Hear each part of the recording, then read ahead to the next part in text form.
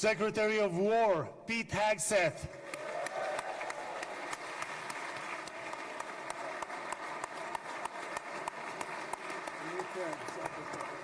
Secretary of War, I like it, I love it.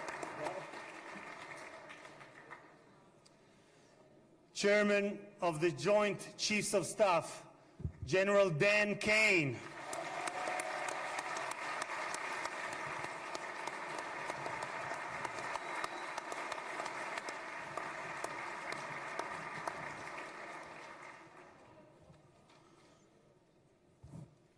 Two key players, President Trump's special envoy, Steve Witkoff, who is here with his partner, Lauren.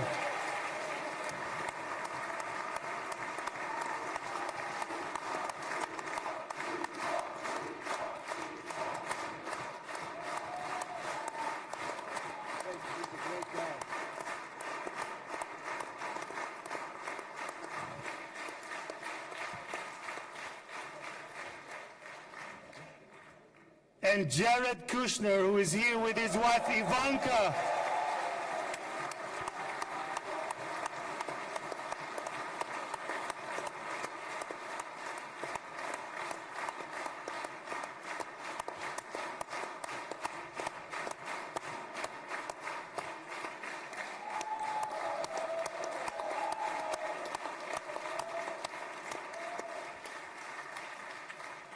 And thank you guys for everything that you have done to bring about this day. Ambassador of the United States to Israel, my dear friend and my absolute favorite rock star, Mike Huckabee. Do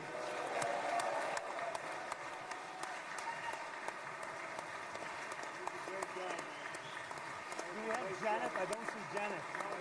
No, Janet's not here. Okay. שגריר ישראל בארצות הברית, יחיאל לייטר.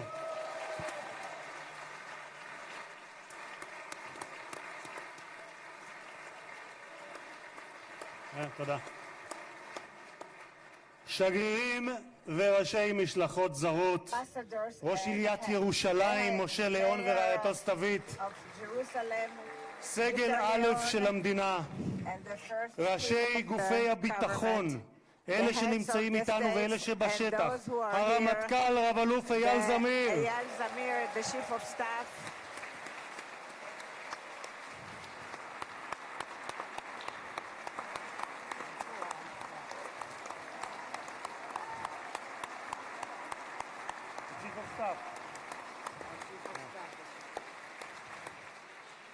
המפכ"ל רב ניצב דניאל לוי, the head of the police, Daniel Levy, נציב שירות בתי הסוהר רב the גונדר head of קובי the יעקבי. prisons, Mr. הוא Yacobi. נמצא בשטח, הוא מאלה שנמצאים בשטח. One of those who is in נציב הכבאות וההצלה הרב תפסר אייל כספי. Mr. Eyal Kaspi, the head of the fire. ראש המוסד the דוד head ברנע. of the Mossad, Mr. David Barnea.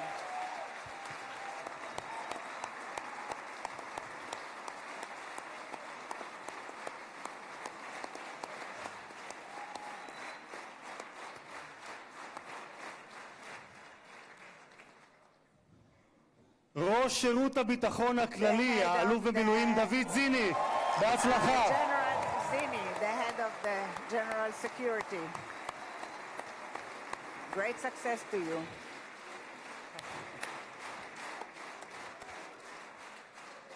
ראש מנהלת החטופים גל הירש. Mr. Gal Hirsch, the head of the headquarters for the abductees.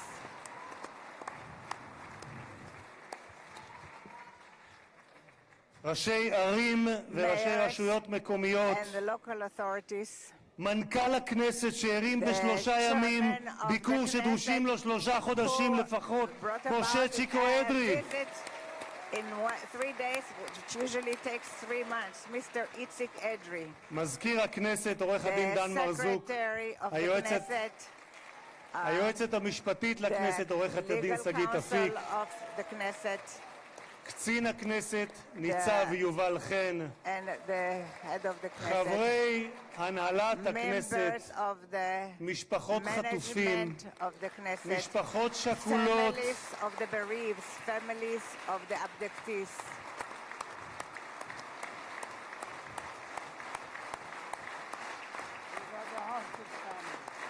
and the bereaved families also.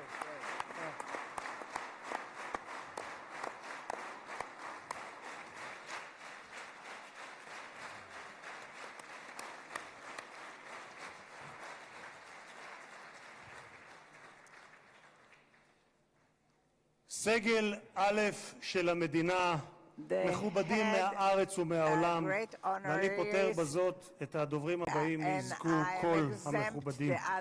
קהל יקר, אזרחי ישראל, יש לי הכבוד המיוחד לברך יחד איתכם את החבר הטוב ביותר שהיה אי פעם למדינת ישראל בבית הלבן. ברוך הבא לישראל, ברוך הבא לירושלים, ברוך הבא לכנסת, הנשיא דונלד ג'יי טראמפ.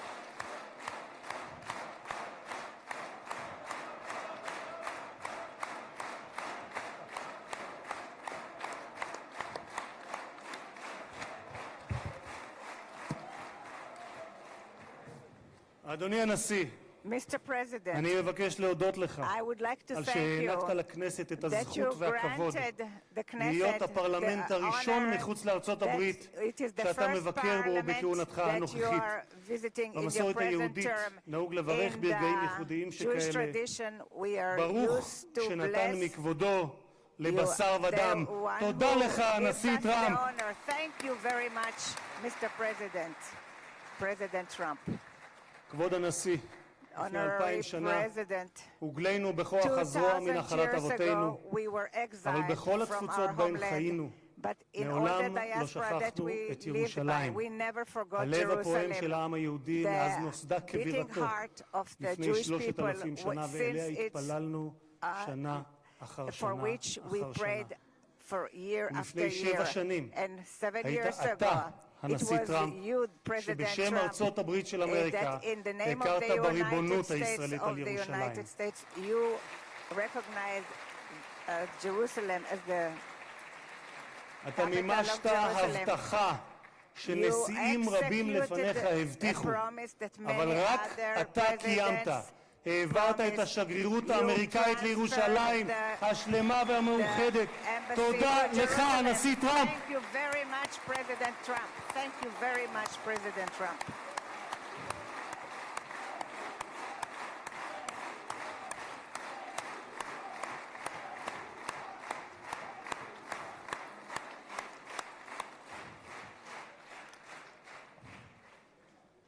משחר הקמתה In נאלצה the dawn מדינת of its ישראל להילחם, establishment, אך תמיד הושיטה את Israel ידה was לשלום. forced to לפני fight, 5 but שנים it always extended הובלת its יחד hand עם to ראש peace. הממשלה נתניהו 7 years את ago, הסכמי you אברהם. led the Abraham זכיתי, Accords, כן, מגיע. and I had the privilege זכיתי לכהן בממשלה to שחתמה serve עליהם. in this ולימים הם היו government בעלי that משמעות signed רבה עבורי גם it, ברמה האישית. and it was very משום שלפני meaningful for 2.5 me because 2.5 זכיתי להיות years יושב ראש ago, הכנסת I הראשון was the first המקבל הזמנה head of the רשמית Knesset לבקר that בפרלמנט של was מדינה ערבית, invited וזו הייתה to המדינה speak שבה in a שני הוריי parliament שנמצאים of כאן איתנו נולדו וגדלו, Arab country, מרוקו. and it was in the קירבת- country of Morocco, קירבת where my parents came בין from. ישראל לבין You- 4 מדינות You ערביות made it the בהסכם relationship שבבסיסו closer in שלום accord תמורת that it's שלום. תודה לך, הנשיא for טראמפ. peace. Thank you very much, President Trump.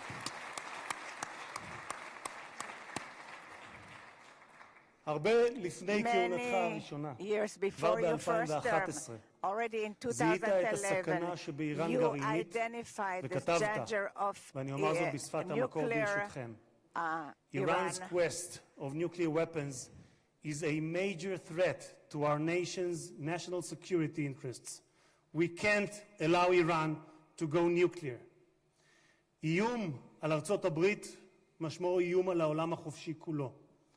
את עמדתך העקבית ששמה את אמריקה ראשונה, America first, אך לא לבדה, but not America alone, הבאת עמך לבית הלבן בשתי כהונותיך.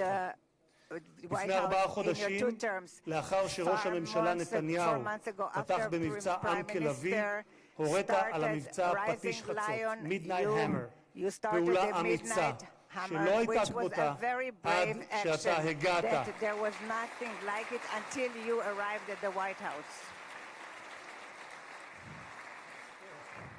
בכך, אדוני הנשיא, מנעתם שואה גרעינית שאיראן ביקשה להמיט עלינו ועל העולם, מדינה שבפרלמנט שלה נבחרי הציבור זועקים מוות לאמריקה, מוות לישראל.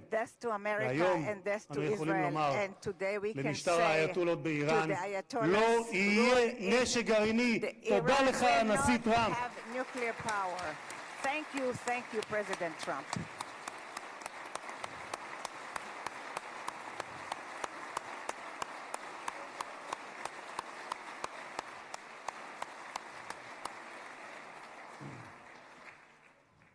כבוד הנשיא, היום העם היהודי מציין את סיום חג הסוכות, ומחר נציין את שמחת תורה. בשמחת תורה לפני שנתיים לא שמחנו. היה זה היום הקשה ביותר שחוותה מדינת ישראל משחר הקמתה, והעם היהודי מאז השואה. עשרות פעמים הגעתי יחד עם מנהיגים זרים למקום הטבח, עם רבים מהם ישבתי לצפות בתיעוד המצולם של הזוועות שאני יודע שגם אתה ראית. שבועות ספורים לאחר ה-7 באוקטובר ליוויתי את ג'רד ואיוונקה שהגיעו לכאן לאזורים הקשים ביותר. ראינו את מה שקיווינו, היינו בקיבוץ כפר עזה ברעים, וראינו את מה שקיווינו שלא יחזור עוד בתולדות האנושות. מראות של פוגרומים, ילדים, נשים, קשישים, גברים, חיים שלווים שהיו ואינם עוד.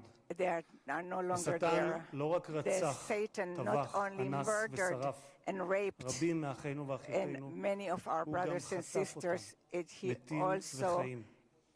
מאז בני ישראל נלחמו את המלחמה הקשה, הארוכה וגם הצודקת בתולדותיהם.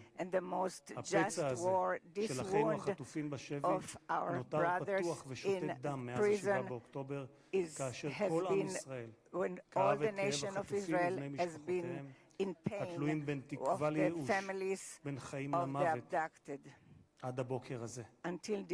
במשך שנתיים, במקום בו יושבים האורחים ביציע שמולנו, כבוד הנשיא, השקיפו מעלינו תמונות החטופים. הבוקר, לקראת האירוע ההיסטורי הזה, זכינו להוריד את התמונות עם חזרתם של החטופים למשפחותיהם. אני אעשה משהו ספונטני, אדוני הנשיא. את סיכת החטופים הזאת, את צבעי כחול לבן קיבלתי מצביקה מור, אבא של איתן מור. אני מתכבד להוריד אותה, כי לפני רגע דיברתי עם צביקה, איתן כבר בידיהם, והם חוגגים את האיחוד הזה. תודה לך, הנשיא טראמפ. Thank you so much, President Trump. Thank you so much, President Trump.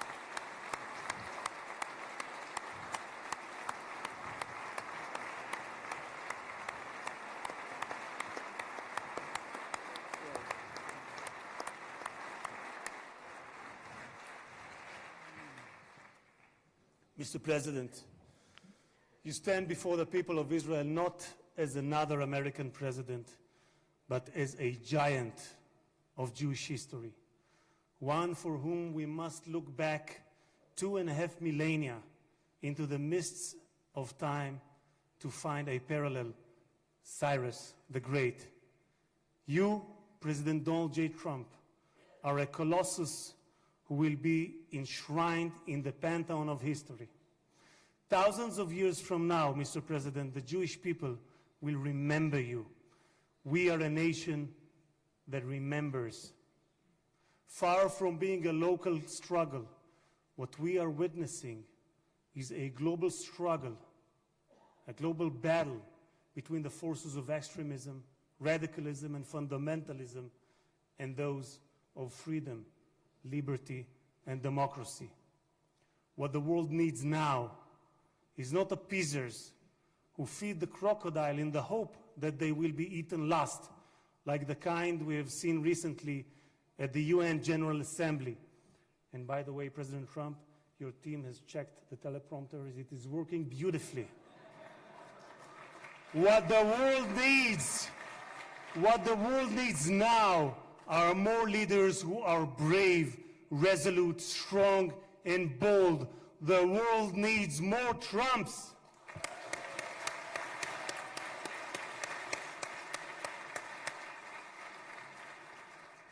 Mr. President, with your permission, I would like to take this moment to address Prime Minister Netanyahu.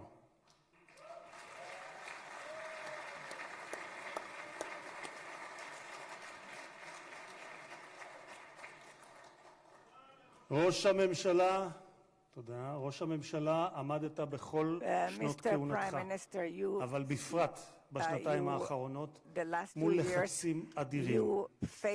סטיב וויטקוף, שליחו המיוחד של הנשיא טראמפ, שלחם יחד איתך בשוחות על החזרת החטופים, אמר עליך, העבודה הקשה באמת הייתה של ראש הממשלה. הוא זה שהיה צריך לקבל החלטות קשות, עד כמה להיות קשוחים מול חמאס ומתי לגלות גמישות.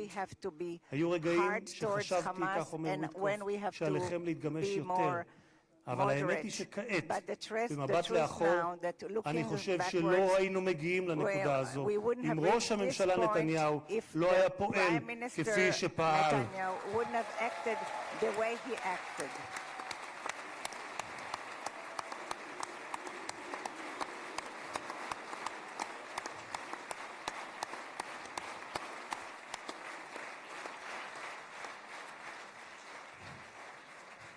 גם הנשיא שלי, ממשיך וויטקוף, גם הנשיא שלי, אתה אדוני, הנשיא טראמפ, מאמין בכך. הוא מאמין שראש הממשלה נתניהו קיבל החלטות קשות מאוד, והיו אנשים פחות אמיצים שלא היו מקבלים החלטות כאלה. והנה אנחנו כאן היום, משום שלחמאס לא הייתה ברירה, כך אומר וויטקוף. הם נאלצו להגיע להסכם הזה. הלחץ היה עצום ולכם יש צבא גדול. התקדמתם משמעותית בשטח וזה מה שהוביל להסכם הזה. כך אומר השליח וויטקוף. אדוני ראש הממשלה, אתמול בדרכו לישראל אמר הנשיא טראמפ שאתה הוא האיש הנכון. בזמן הנכון. ואני גאה לומר כאן, לעיני העולם, שבזכותך הגענו להישגים הרבים שאליהם הגענו. תודה לך, ראש הממשלה.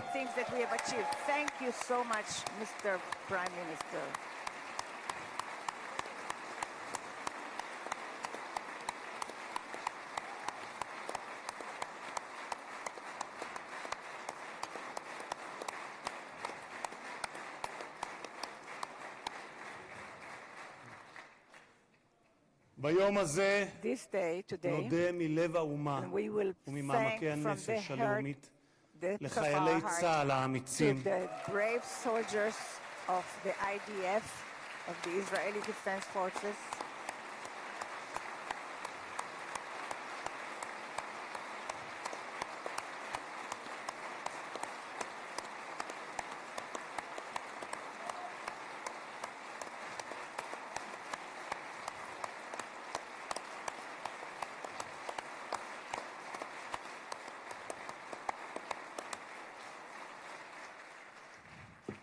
נודה לחיילי צה"ל האמיצים שהסתערו קדימה כאריות וסיכנו את חייהם כדי להגן על מדינת ישראל. רבים מהם נפלו והקריבו את חייהם למען המדינה שמרכינה את ראשה בפניהם ובפני משפחותיהם השכולות. דמם לא נשפך לשווא, כי בגבורתם ובהקרבתם הם הביאו לרגע הנשגב הזה, ושמותיהם ייוותרו חקוקים לעד בלב האומה.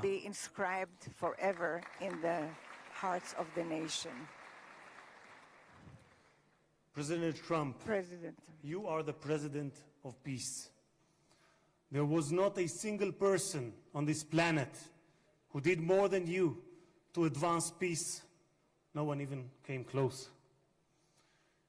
Your election to the presidency marked a turning point, not only for the United States, but for the entire world.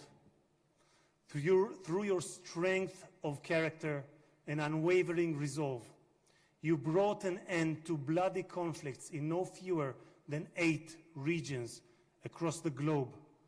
In less than 9 months, you became one of the most consequential presidents in history. You saved countless lives that would have been lost without your leadership. And as our sages teach, whoever saves one life, it is as though he has saved an entire world. You have proven that true peace is achieved through strength, and that only those who are prepared to use force in the present can prevent the need to use it in the future. Mr.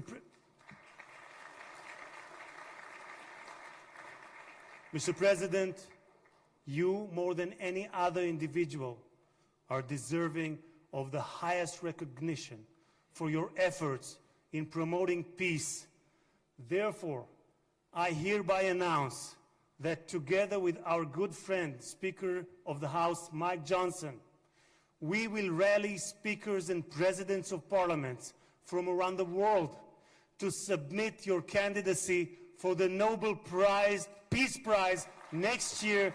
There is no one more deserving than you, President Trump. No one.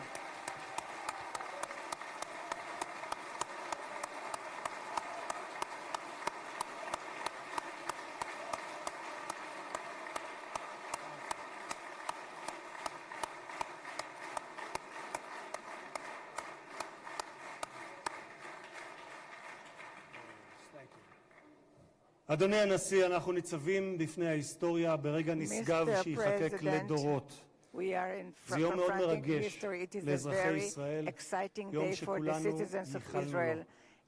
בספר ירמיהו משיב השם לרחל המבכה את בניה. מנעי קולך מבכי ועינייך מדמעה, כי יש שכר לפעולתך, נאום אדוני, ושבו מארץ אויב, ויש תקווה לאחריתך, נאום אדוני, ושבו בנים לגבולם.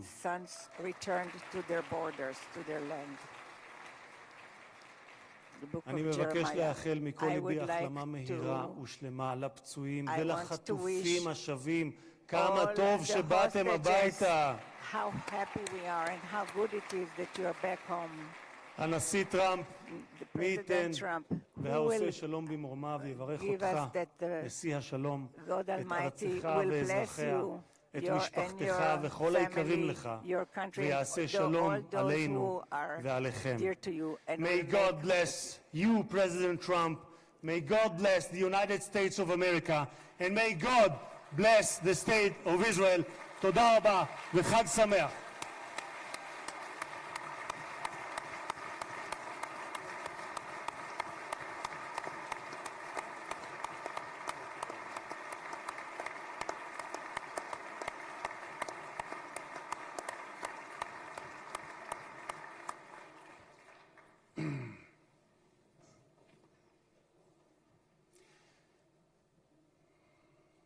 אני מתכבד להזמין כעת את ראש הממשלה, חבר הכנסת בנימין נתניהו, לשאת דברים.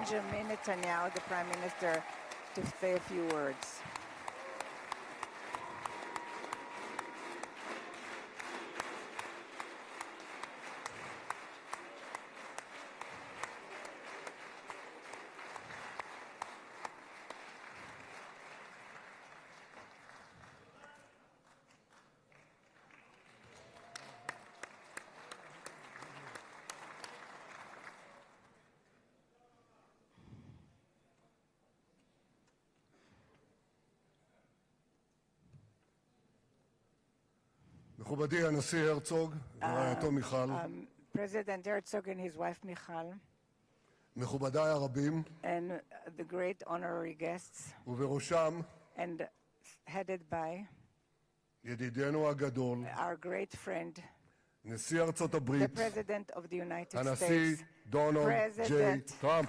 Donald J. Trump.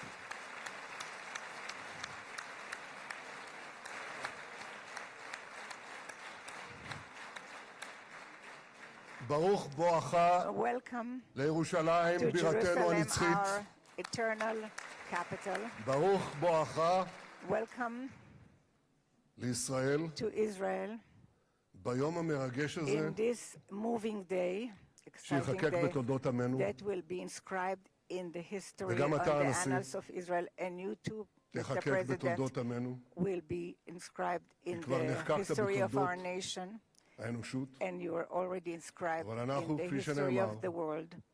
זוכרים את ידידינו, We remember our ואנחנו friends. יודעים We know את חלקך your החשוב part, your important והמכריע part, and the determined להחזרת part יתרת חטופינו. of the return of the ביום הזה, hostages. In this day, שהתבשרנו עכשיו, when we רק were לפני שעה informed קלה, today, an hour ago, שכל חטופינו that החיים, all our live שבו אלינו. hostages returned back to us. איזו התרגשות, What excitement. כמה חיכינו לרגע הזה, How long we've waited for ואנחנו this מחויבים moment, להחזיר את כולם. and we have committed ואני to רוצה return להודות לך באופן everyone. אישי, And I want to thank you ובשם האומה personally כולה. and on behalf of the whole תודה לך, nation. הנשיא טראמפ. Thank you, Mr. תודה לך.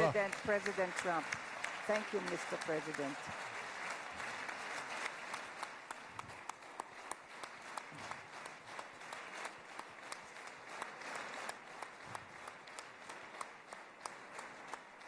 Now, I know that the teleprompters are working well, though I'm not using them. But I'm not sure about the translation. So I'll say words in English. President Trump, the Knesset welcomes you and your distinguished delegation to Jerusalem, our eternal capital. This is your first visit to Israel since you recognize Jerusalem as our capital and moved the embassy here. Thank you, President Trump, for that.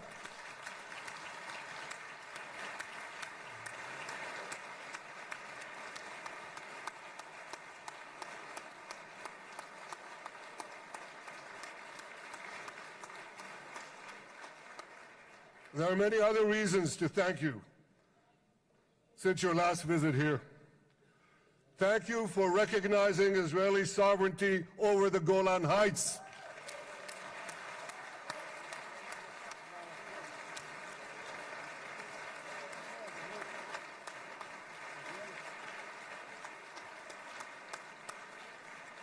Thank you for standing up to the lies against Israel in the United Nations.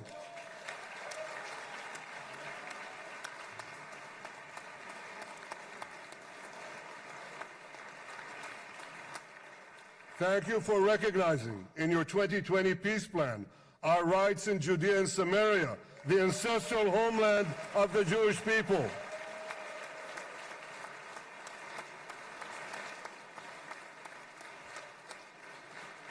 Thank you for brokering the historic Abraham Accords. Abraham, הסכמי אברהם.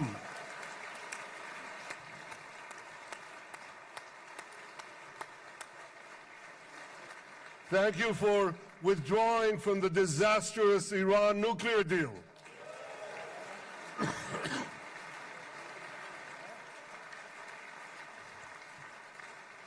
Thank you for supporting Operation Rising Lion and for your bold decision to launch Operation Midnight Hammer. Boy, is that, you got to hear this.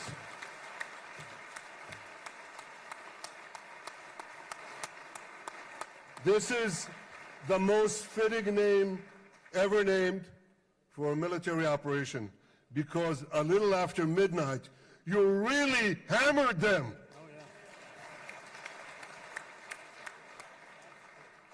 My friends, this is only a partial list, but it's enough to affirm what I've said time and again. Donald Trump is the greatest friend that the State of Israel has ever had in the White House.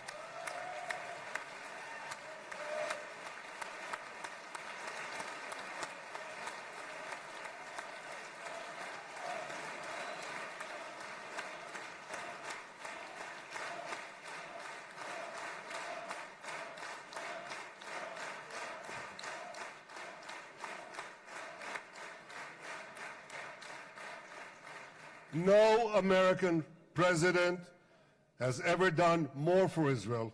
And as I said in Washington, it ain't even close. It's really not a match. Mr. President, today we welcome you here to thank you for your pivotal leadership in putting forward a proposal that got the backing of almost the entire world. A proposal that brings all our hostages home.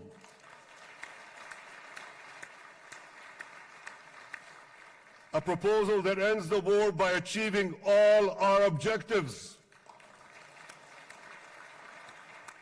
A proposal that opens the door to an historic expansion of peace in our region and beyond our region. Mr. President, you are committed to this peace. I am committed to this peace. And together, Mr. President, we will achieve this peace. We've done it before. We've done it before in the Abraham Accords, and we'll do it again. Mr. President, today the Jewish calendar marks the end of 2 years of war.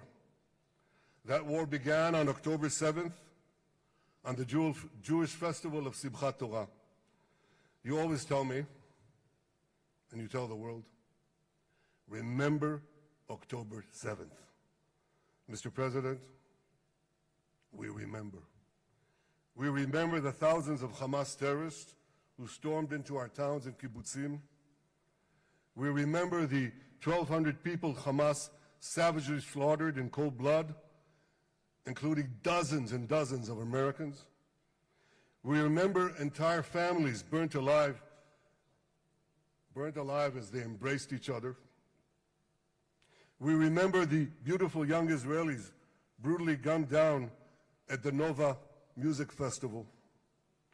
We remember the hundreds of our citizens who were dragged into the dungeons of Gaza, including 12 Americans, men and women, young and old, babies, and elderly Holocaust survivors. My friends, Mr. President, Donald, these monsters take babies as hostages. In response to this barbaric attack on October 7th, Israel did what it had to do. With indomitable courage, we set out to defend our people, to defeat our enemies, and to release our hostages. Our heroic soldiers fought like lions. They fought on the front lines of civilization and barbarism. Israel achieved amazing victories over Hamas and the entire Iran terror axis. Sinwar, Def, Hania, Nasrallah, Assad, they're all gone.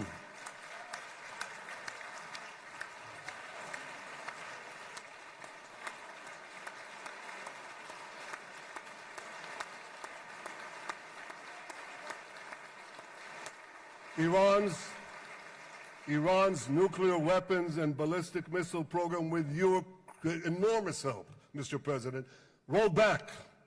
Half the Houthi leadership wiped out. But the price of this victory, the price of these victories, has been heavy. Nearly 2,000 of Israel's finest were lost, nearly half in battle. They left behind parents, spouses, siblings, and children. Their love and laughter, their promise and potential were lost forever. To the families of our fallen fighters, many of them are here, I say, I know the depth of your pain. I know the inconsolable grief that will accompany you for the rest of your lives. The State of Israel bows its head in eternal gratitude to our fallen heroes. Because of these heroes, our nation will survive. Because of these heroes, our nations will thrive. And because of these heroes, our nation will have peace. Mr. President, thousands of our brave soldiers were also wounded, suffering terrible blows to body and soul. Brave soldiers like Ari Spitz. Ari is an American.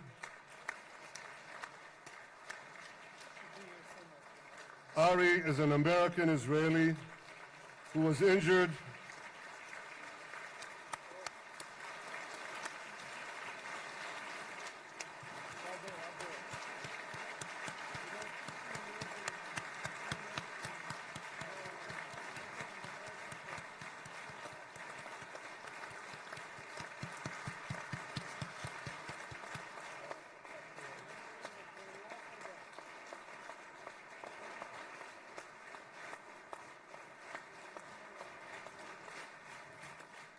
Ari is an American Israeli who was injured in Gaza while searching for Hamas terrorists and weapons.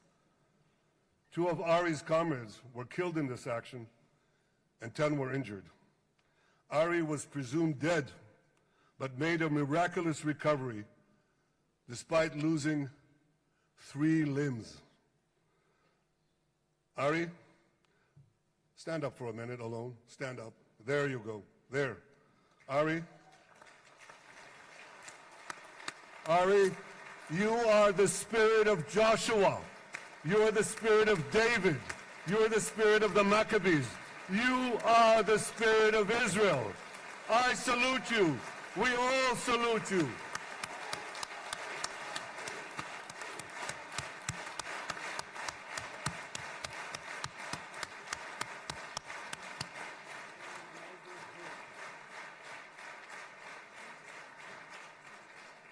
Sabine Tassa of Kibbutz Netiv HaAsara is watching us today from the Israeli consulate in Los Angeles. Sabine lost her husband and her oldest son on October 7th. She is the mother of 3 other boys. 2 of them, Koren and Shai, witnessed their father jump on a Hamas grenade to save his 2 sons. We all saw the film of those 2 boys crying out in pain, "Father is dead. Why? Why did God save me?" Mr. President, my friend Donald, I've seen some very tough things in my life, but I couldn't bring myself to watch those boys suffering again. So I didn't see this film except once. Yet Sabine, their mother, has had the strength and fortitude to show this film across the world. And my wife Sarah and I asked her, "Sabine, how do you do it? Why do you do it?" And she answered, "I do it to show the entire world the monsters Israel is fighting and the justice of our cause." This is what she's doing once again in Los Angeles.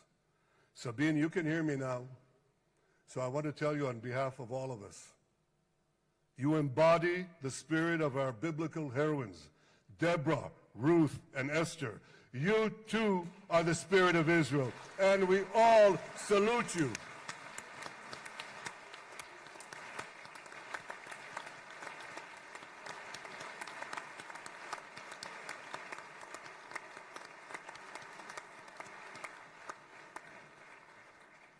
Mr. President, you asked me on our many conversations during the 12-day war with Iran, you asked me, how are the people holding up?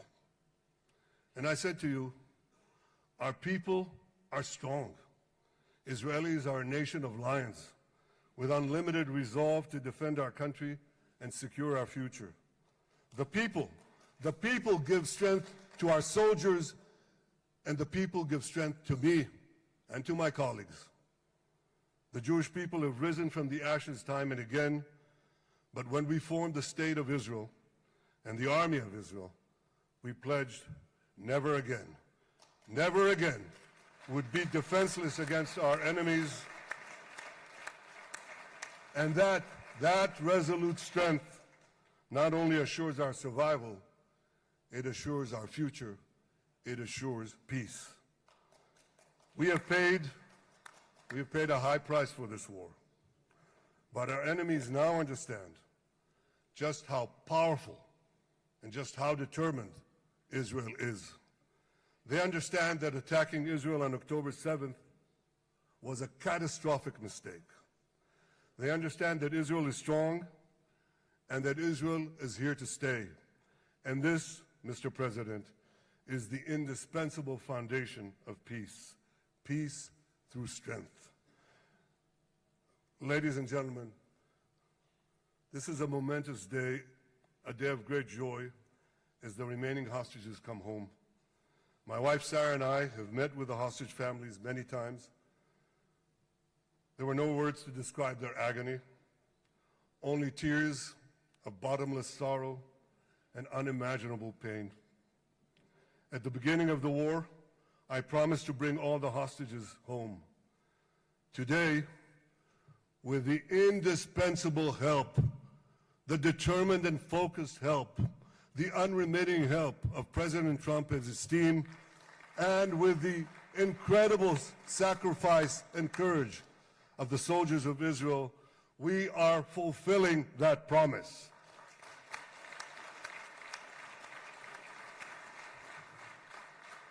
It has been a long journey to get here. In the first week of the war, our brave soldiers put military pressure on Hamas, and the international community put diplomatic pressure on them. This enabled us to secure the release of over 100 hostages. In heroic rescue attempts behind enemy lines, Israel's special forces rescued 8 live hostages and brought back the remains of dozens more.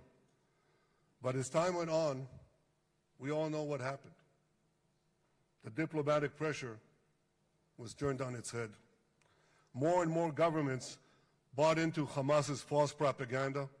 More and more governments succumbed to anti-Semitic mobs in their own countries. They just turned on Israel. They called for us to surrender to Hamas demands, just leave Gaza immediately, they said, end the war without committing to disarm Hamas, without committing to demilitarize Gaza. Had Israel succumbed to those demands, not only would Sinwar, Nasrallah, Assad, and Iran's missile and nuclear program remain intact. Not only that, because in no time, the Hamas killers would be back on the border fence, ready to repeat the horrors of October 7th again and again, as they vowed to do. But just at that point of maximum pressure on Israel, a man named Donald J. Trump was elected President of the United States.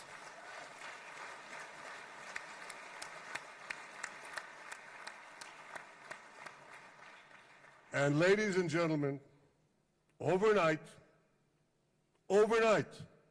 everything changed. Everything. We felt it right here. Mr. President, thanks to your unequivocal backing of Israel, we secured a second hostage deal within weeks of your election. And in the months that followed, we worked closely together to forge a path to bring the remaining hostages home and end the war. End the war in a way that ensures the disarming of Hamas, the demilitarization of Gaza, and that Gaza would never again pose a threat to Israel. 2 months ago, you fully backed my decision to send the IDF into the last Hamas stronghold in Gaza City. You shared my view that this military pressure would help free the hostages. And despite all the criticism, all the naysayers, we were right. Hamas caved in. And 2 weeks ago, you succeeded in doing something miraculous. You succeeded in doing something that no one believed was possible. You brought most of the Arab world, you brought most of the world behind your proposal to free the hostages and end the war. I want to thank Steve Witkoff, Jared Kushner, and Ron Dermer for their great contribution to this effort.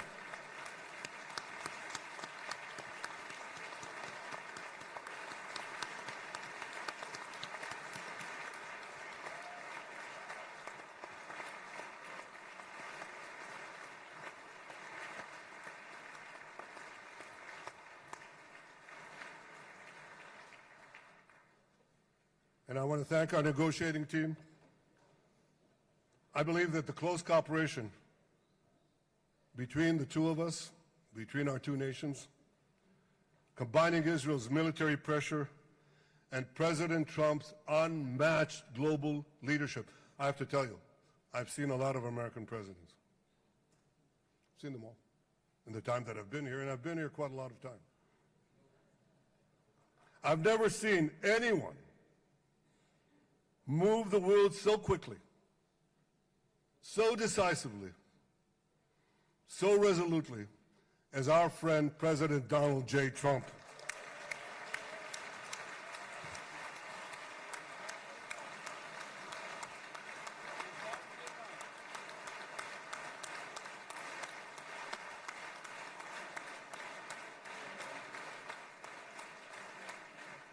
With our military pressure and President Trump's global leadership, we achieved this historic moment.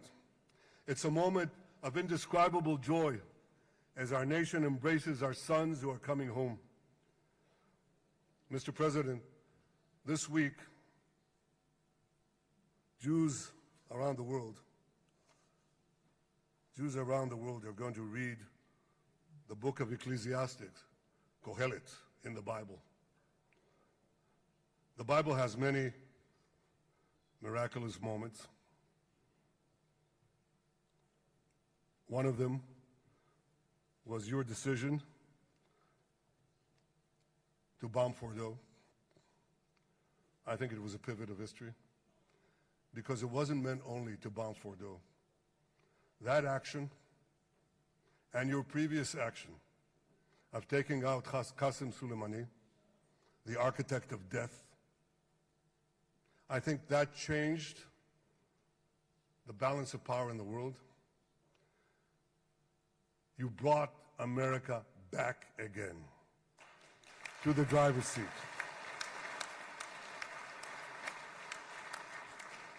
Now, I said that we're going to read this week the book of Ecclesiastes.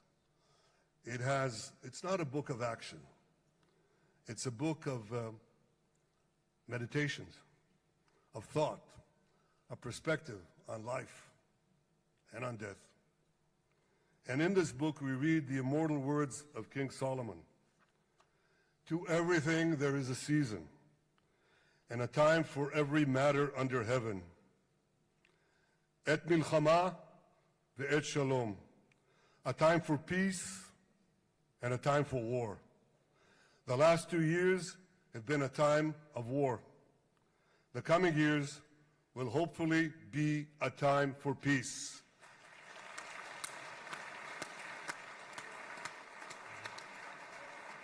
Peace inside Israel and peace outside Israel.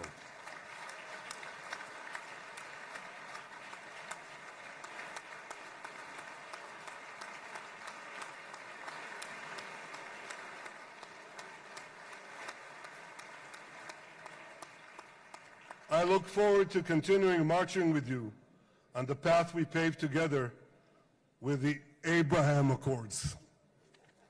Under your leadership, we can forge new peace treaties with Arab countries in the region and Muslim countries beyond the region.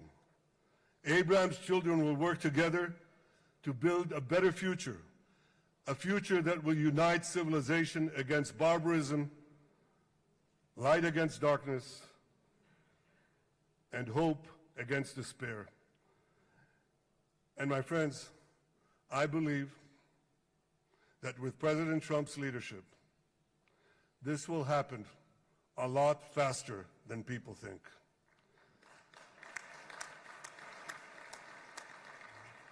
As Prime Minister of Israel, I extend my hand to hold those who seek peace with us. No one wants peace more than the people of Israel.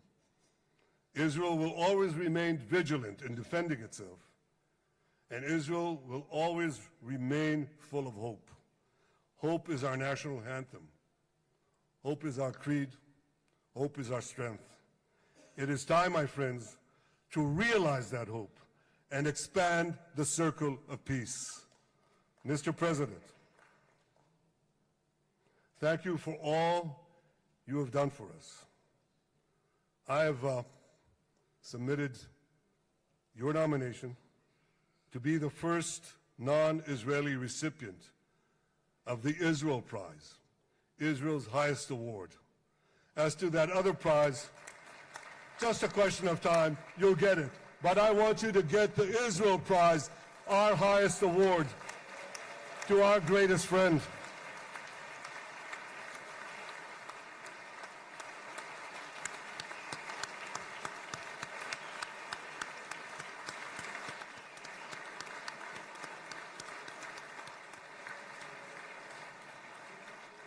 When others were weak, you were strong. When others were fearful, you were bold. When others abandoned us, you stood by our side. On behalf of the government and people of Israel, I thank you for your extraordinary friendship. Thank you for helping bring our hostages home. Thank you for supporting Israel's march to victory. Thank you for paving a path to peace. מכובדי נשיא ארצות הברית, ידידי דונלד, ברוך הבא לישראל, ברוך הבא לירושלים, ברוך הבא ביום המרגש הזה, שהחיינו וקיימנו והגיענו לזמן הזה.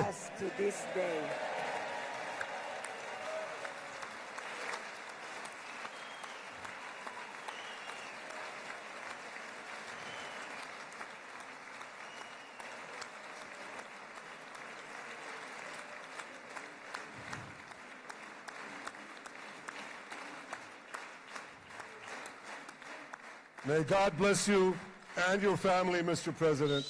May God bless America. May God bless Israel. And may God bless the covenant between our two promised lands. Thank you, Mr. President.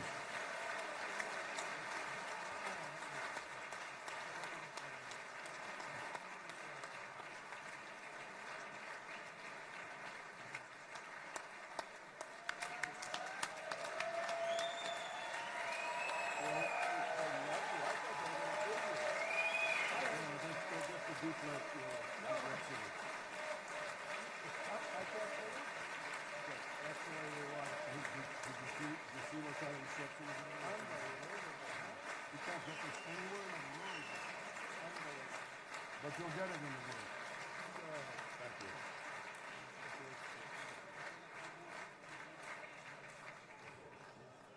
The President. Where?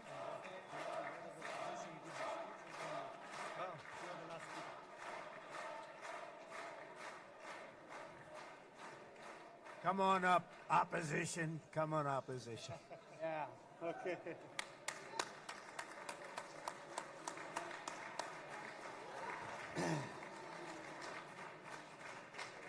אני מתכבד להזמין כעת את ראש האופוזיציה, חבר הכנסת יאיר לפיד.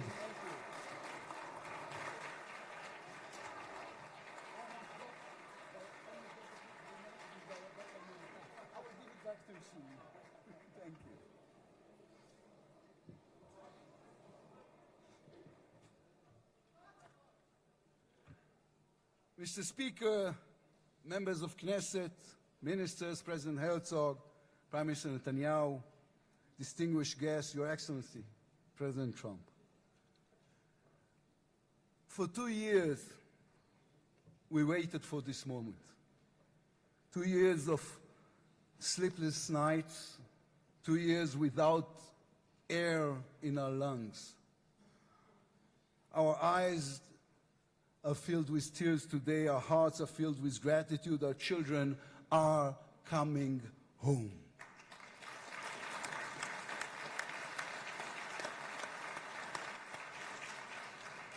In the Babylonian Talmud, a sacred book of the Jewish people, it is written, whoever destroys one life, it is as though he destroyed an entire world, and whoever saves one life, it is though as he has saved an entire world. Mr. President, you have saved the lives of our hostages.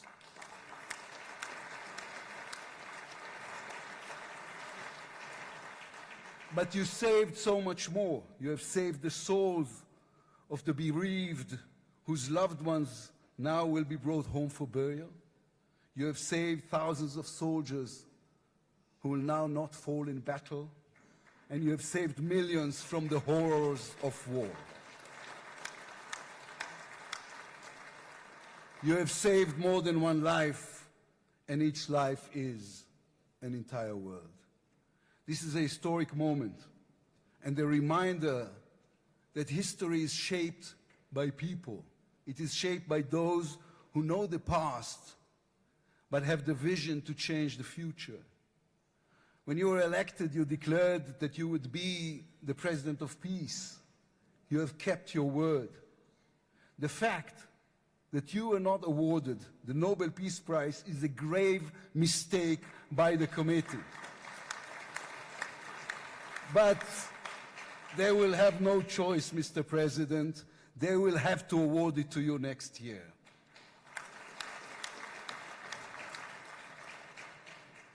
Peace will not come by waiting. It will come by building, by reaching out, and by daring once again to believe. You, Mr. President, have done the unimaginable. We will be eternally grateful. But we also need to take responsibility. The destiny of Israel will always be written by the people of Israel.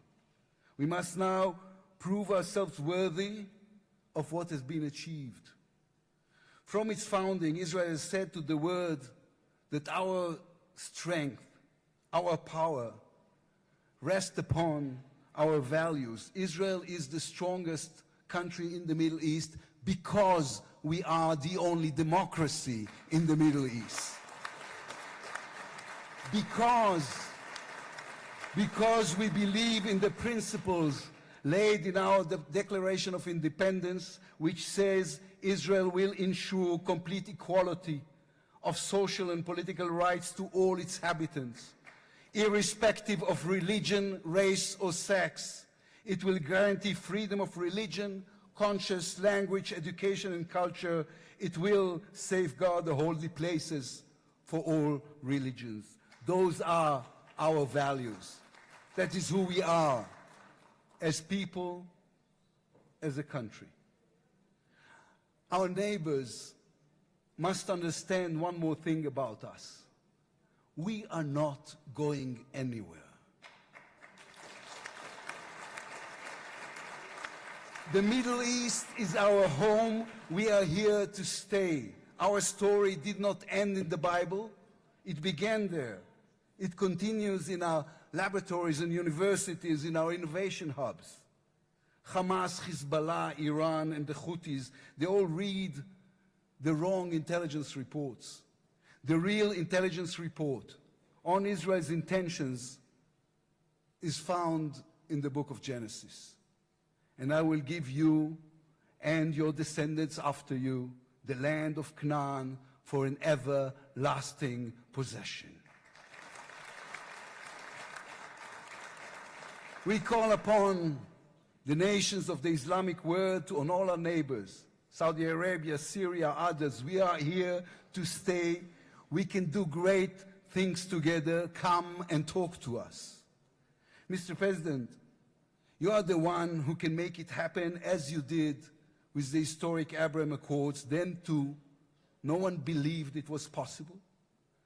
Then too, you imposed your vision on everyone.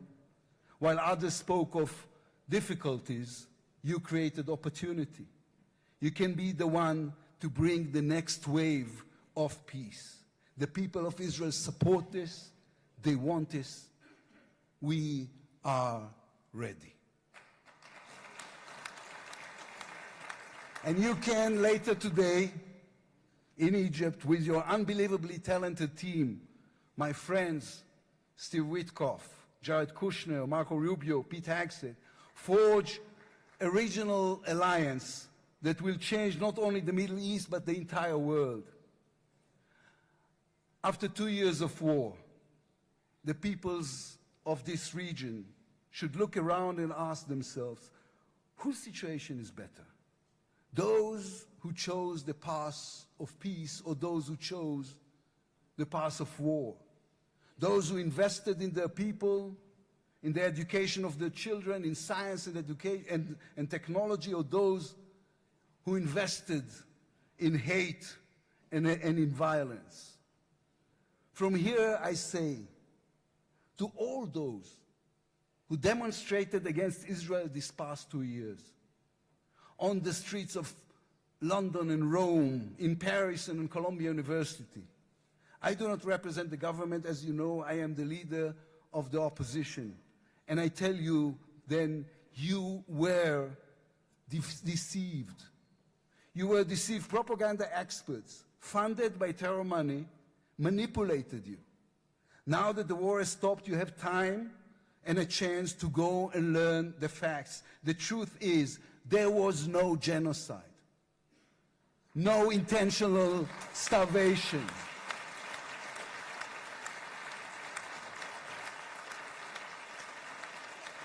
The truth is, there was an army and a country fighting in the most complicated conditions imaginable against terrorists who send their own children to die for a follow-up, who use their own children as human shields.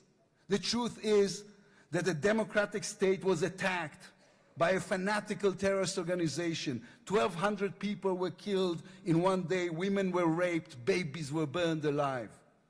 And all that, on all the while, they played with your minds, selling you the absurd idea that supporting Islamic terror is somehow a liberal value. There is good and evil in this world. When you stand with Hamas, you stand with evil. When you stand with Hezbollah, you stand with evil.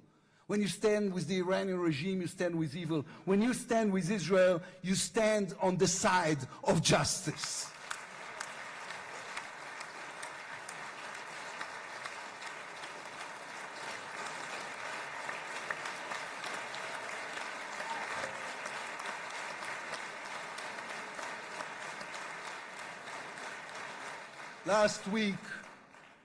Last week I attended the 7th October memorial ceremony. An inspirational woman called Galit Dan spoke on stage. Galit had a daughter, Noya, a 13-year-old girl who was autistic like my daughter. And Noya was full of light. She loved Harry Potter. On that dark day, Noya was sleeping at her grandmother's, Carmela's house in Kibbutz Nir Oz. Carmela was 80 years old. Their bodies, grandmother and granddaughter, were found embraced. They were murdered together. On stage at the ceremony, Galit said a sentence that moved us all. We don't want revenge, she said. We want redemption. Today, the redemption begins. Israel has endured 2 terrible years on the battlefield and in the international arena. But in those 2 years, we also rediscovered our own greatness. We remember how good we can be. Our pilots who took control of the skies over Iran. Our industries leading the world in technology. Our civil society, which reached out to help every victim of the war. We will move forward toward a different future. Our heroic soldiers who saved us all will fold away their uniforms and rise as teachers and engineers, scientists and innovators, investors and small business owners. We will never be able to repay the debt to those who sacrificed everything these past years, to those who, as President Lincoln said, gave the last full measure of devotion. We can only be worthy of them, worthy of their sacrifice. Mr. President, allow me to speak also to the businessman in you, the deal maker who understands value. If there were one stock in the world I would invest in today, it is the State of Israel. If there were one nation that deserves unrestricted access to GPU chips, to AI and SMR technologies, to American markets, it is the State of Israel. Israel's future is intertwined with our eternal alliance, our strategic and moral covenant with our greatest friends, the United States of America. This war is over. We will always need to stay vigilant, to guard against those who seek our destruction. But the State of Israel is about to reinvent itself. The challenges ahead demand not only strength, but a new vision. It's time to take a new path, to be a nation that is advanced and thriving and peace-seeking. We have waited for this moment, for the end of the war, for the return of the hostages, for the chance to rechannel our grief and loss into the energy needed to rebuild our nation. Thanks to you, Mr. President. Thanks to our soldiers, our lions. Thanks to the millions of great Israeli patriots who filled the streets and the square and never, not for one moment, gave up on the hostages. Thanks to all of them, the strength within us can now rise, succeed, and build for our future and for our children. Thank you very much. God bless the United States of America. Am Israel Chai.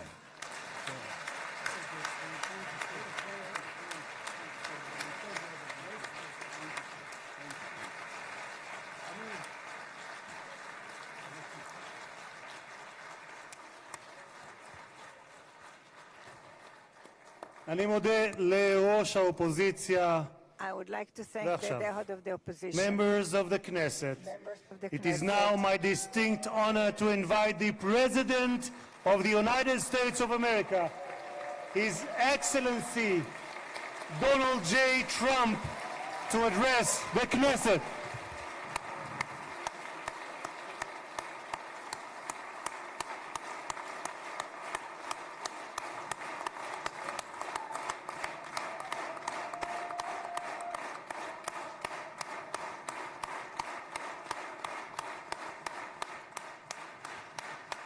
Thank you very much. Thank you. Thank you very much, everybody. It's a great honor. Nice place. Very nice place. Mr. President, Mr. Prime Minister, Mr. Speaker, esteemed members of the Knesset and cherished citizens of Israel, we gather on a day of profound joy, of soaring hope, of renewed faith, and above all, a day to give our deepest thanks to the Almighty God of Abraham, Isaac, and Jacob.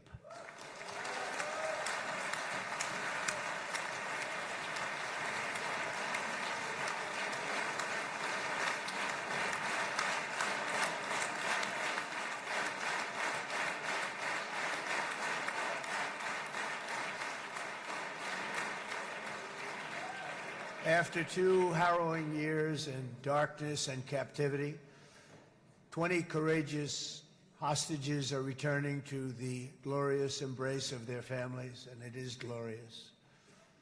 28 more precious loved ones are coming home at last to rest in this sacred soil for all of time. And after so many years of unceasing war and endless danger.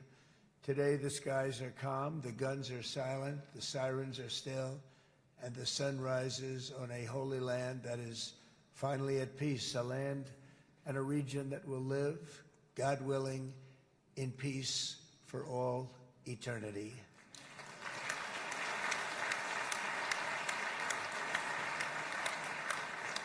This is not only the end of a war, this is the end of an age of terror and death and the beginning of the age of faith and hope and of God.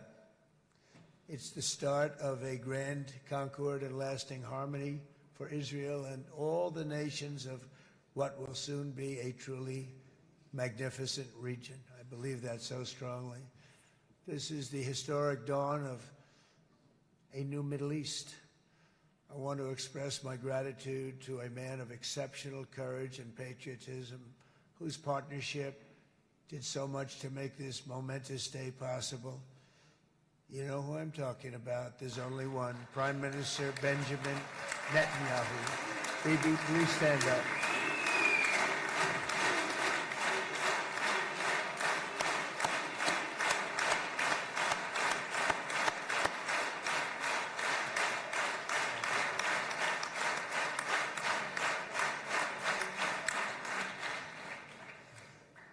And he is not easy, I want to tell you. He's not the easiest guy to deal with, but that's what makes him great. That's what makes him great.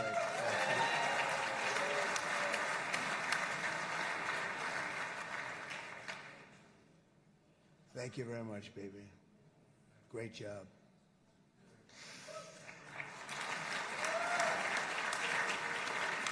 And let me also convey my tremendous appreciation for all of the nations of the Arab and Muslim world that came together to press Hamas to set the hostages free and to send them home. We had a lot of help. We had a lot of help from a lot of people that you wouldn't suspect, and I want to thank them very much for that. It's an incredible triumph for Israel and the world to have all of these nations working together as partners in peace. And it's pretty unusual for you to see that, but it happened in this case. This was a very unusual point in time, a brilliant point in time.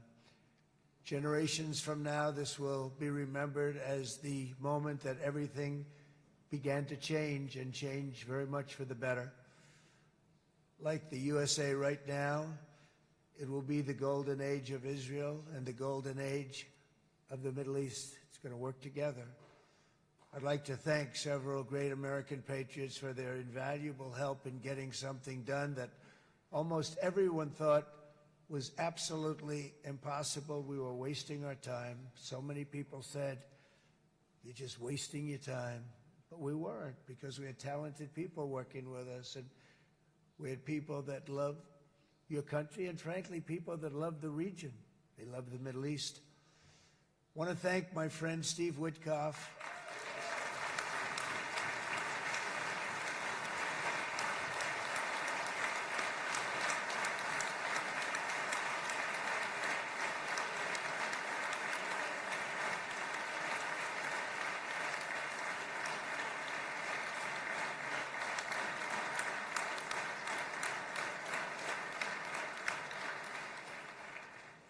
You know, Steve was chosen by me. He never did this before, but I knew him as a few things. He was a great businessman, but I know a lot of great businessmen, to be honest with you. He had tremendous negotiating skills, but I know a lot of people that negotiate pretty well, although it is an art. But there are people that can negotiate pretty well. But most importantly with Steve, he's just a great guy. Everybody loved him. Everybody. I mean, I know some negotiators that are so good, but you wouldn't have had peace in the Middle East. It would be in World War III right now with some of these guys. Everybody loves Steve, and they respect him, and they somehow can relate to him. I've known him for many years, and I've seen it over and over again. להוציא את חבר הכנסת עודה, להוציא אותו מהאולם, להוציא אותו מיד, החוצה, החוצה. Please החוצה. expel this Knesset member. Please expel this Knesset member. להוציא גם את חבר הכנסת Please כסיף. להוציא את חבר הכנסת כסיף מהאולם. expel Knesset member Kasif להוציא out אותו of the מיד. hall. Please expel him immediately.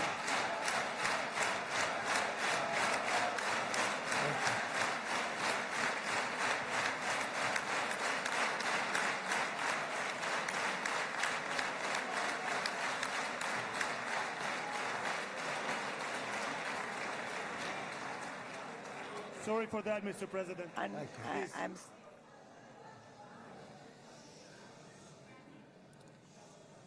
That was very efficient.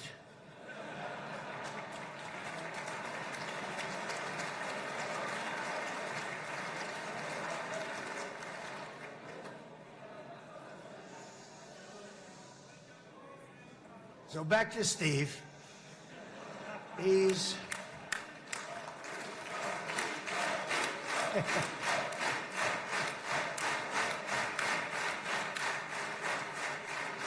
But I tell one story because he was so involved, and then we called in Jared. We need that brain on occasion. We got to get Jared in here. We got to get a certain group of people. But Steve started this all by himself. I call him Henry Kissinger, who doesn't leak, okay? Henry is a big leaker. He leaked.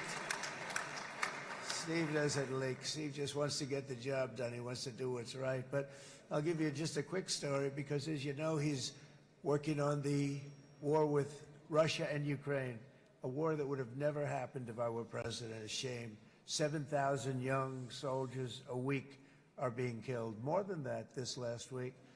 It's a shame that it never happened. But it did happen, and we won the race, and I took over this horrible war that's been raging, and I thought it would be easily settled. I thought it was a hell of a lot easier than doing what we just did very successfully with Israel and a lot of other people. But this came first, and we'll get that one. But I set up a meeting for him to meet with President Putin, thinking it would be a 15 or a 20-minute meeting. Steve had no idea about Russia, had no idea about Putin too much, didn't know too much about politics, wasn't that interested. He was really good at real estate, but he had that quality that I was looking for, and I didn't see it around in too many ways. And I set up the meeting with Putin, and I called. I said, is Steve finished yet? That was about a half an hour into the meeting. No, sir, he's not. He's still inside. This is in Moscow. I said, well, how's he doing? I don't know, sir. He's still inside. I called up an hour later. Let me speak to Steve. Sir, he's still with Putin. He's with President Putin. I said, wow, that's a long meeting, 1 hour. I called up an hour later, he was still with Putin. 3 hours later, he was still with Putin.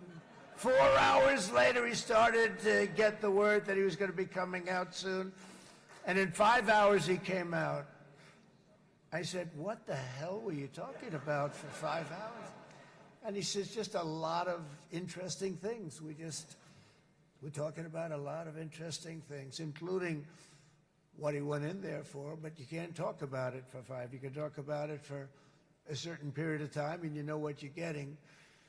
But that's a talent.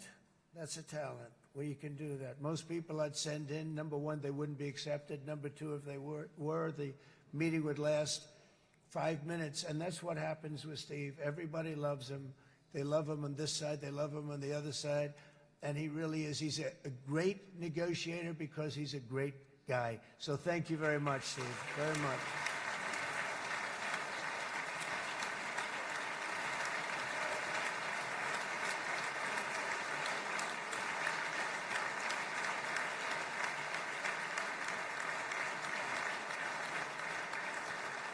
And let me also give a very special thanks to someone who truly loves Israel.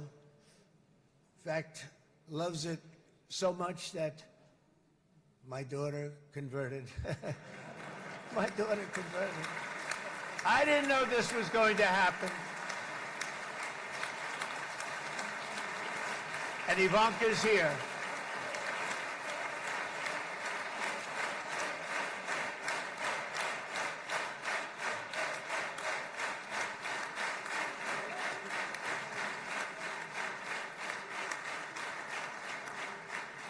And Bibi, you do know this was not in the cards for me. You understand that. And she is so happy, and they are so happy. At least I think they're happy. If they're not, we have a big story, right? No, they have a great marriage, and they get along great. They're best friends. They have a very special relationship. But Jared has been so helpful. He really did something very special. He established the Abraham Accords with a group of very wonderful people. I like calling it the Avraham Accords, because people that, right? Abraham. It's so cool. It's so much sort of nicer, you know, the Abraham versus the Avraham.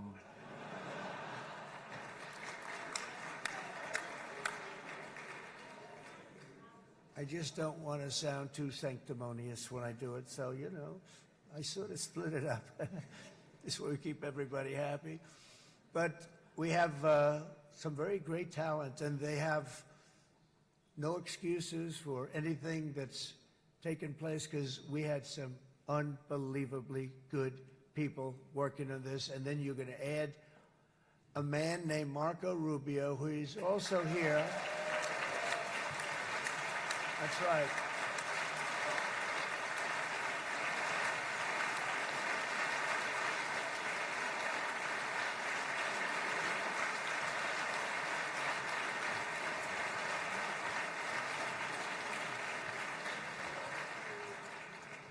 And I have a prediction that Marco will go down, I mean this, as the greatest Secretary of State in the history of the United States. I believe that.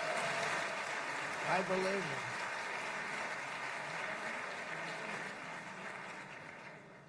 it. And he and I, you know, we really fought it out. You remember, he was tough. He was nasty.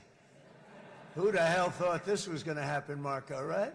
And now I'm saying he's going to go down as the greatest. He will. He was always smart and sharp, and people respect him.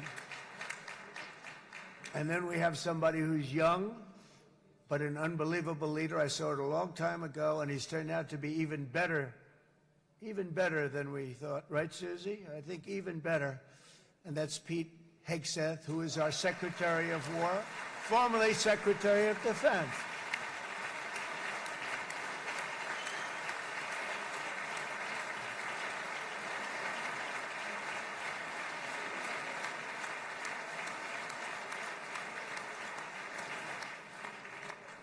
And as you know, we decisively won World War I. We decisively won World War II decisively.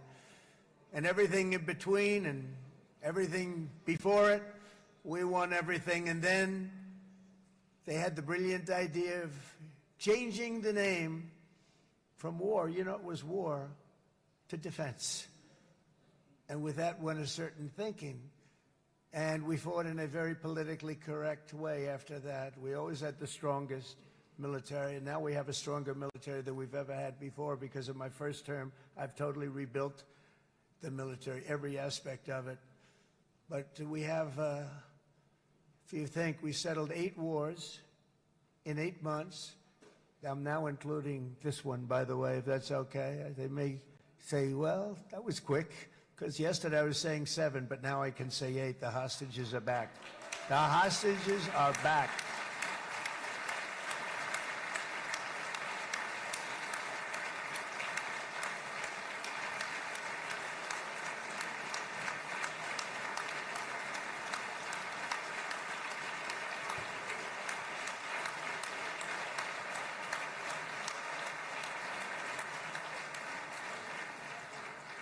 It is a good feeling. Isn't that nice to say? You know, I just said the hostage. First time I said the hostages are back. It feels so good to say it.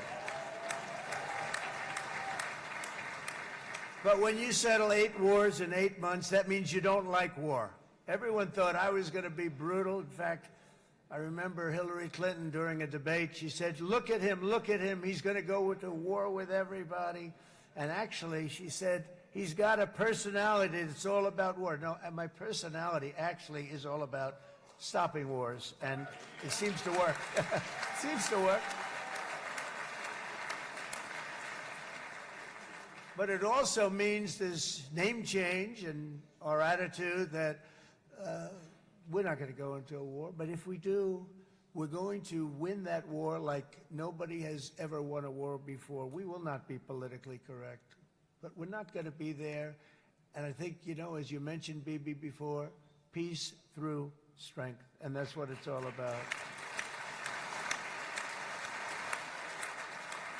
The United States has the greatest and most powerful military in the, right now, history of the world. I can tell you we have weapons that nobody's ever dreamt of.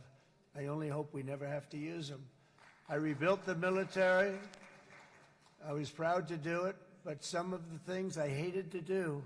I hated certain of the weapons because the level of power is so enormous, it's so dangerous, so bad. But we have to do what we have to do. We make the best weapons in the world, and we've got a lot of them. And we've given a lot to Israel, frankly. And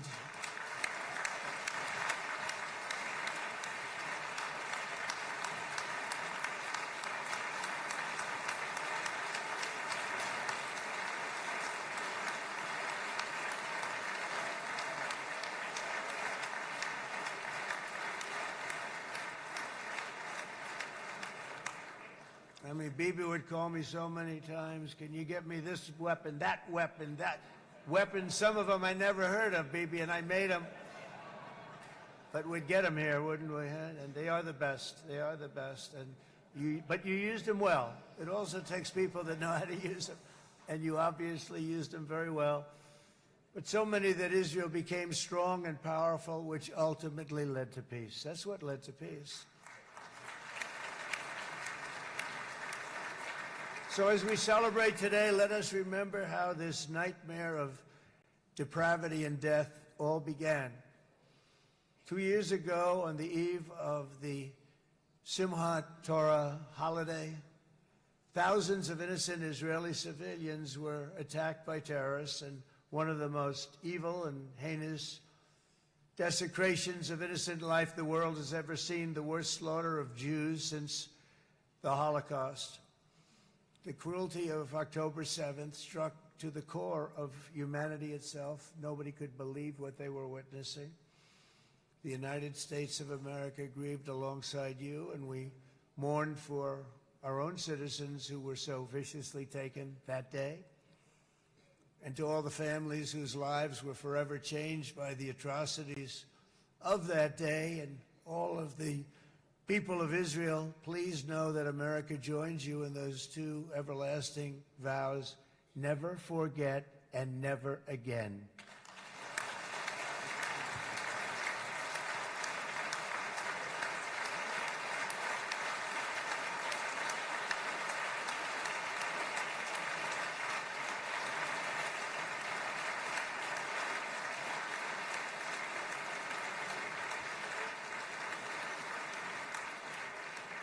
From October 7th until this week, Israel has been a nation at war, enduring burdens that only a proud and faithful people could withstand. It was a very tough period of time. For so many families across this land, it has been years since you've known a single day of true peace. But now at last, not only for Israelis, but also for Palestinians and for many others, the long and painful nightmare is finally over. And as the dust settles, the smoke fades, the debris is removed, and the ashes cleaned from the air, the day that breaks on a region transformed, and a beautiful and much brighter future appears suddenly within your reach. This is now a very exciting time for Israel and for the entire Middle East, because all across the Middle East, the forces of chaos, terror, and ruin that have plagued the region for decades now stand weakened, isolated, and totally defeated.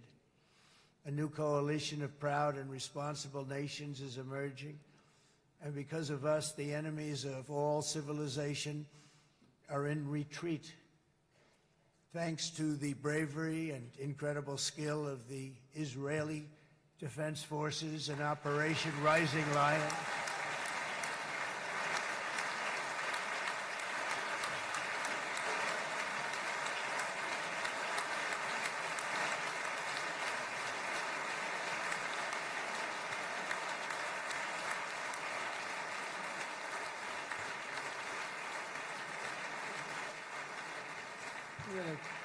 Guy's central casting. Let's put him in a movie. Look at him.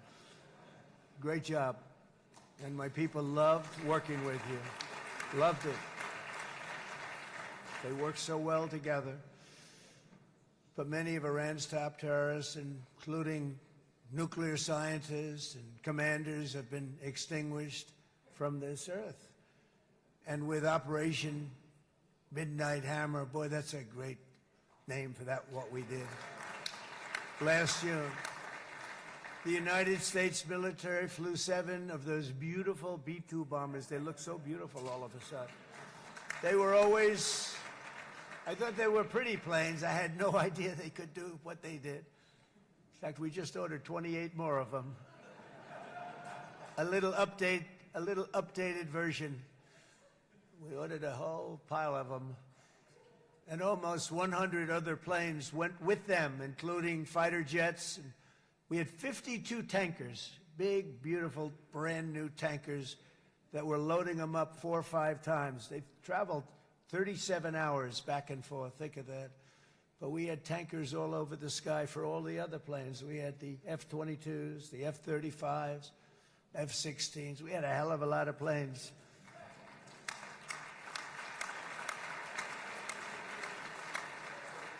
So we had 52 gas stations in the sky. That's what they call them.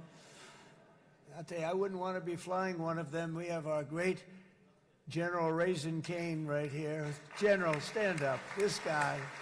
What a general. Thank you.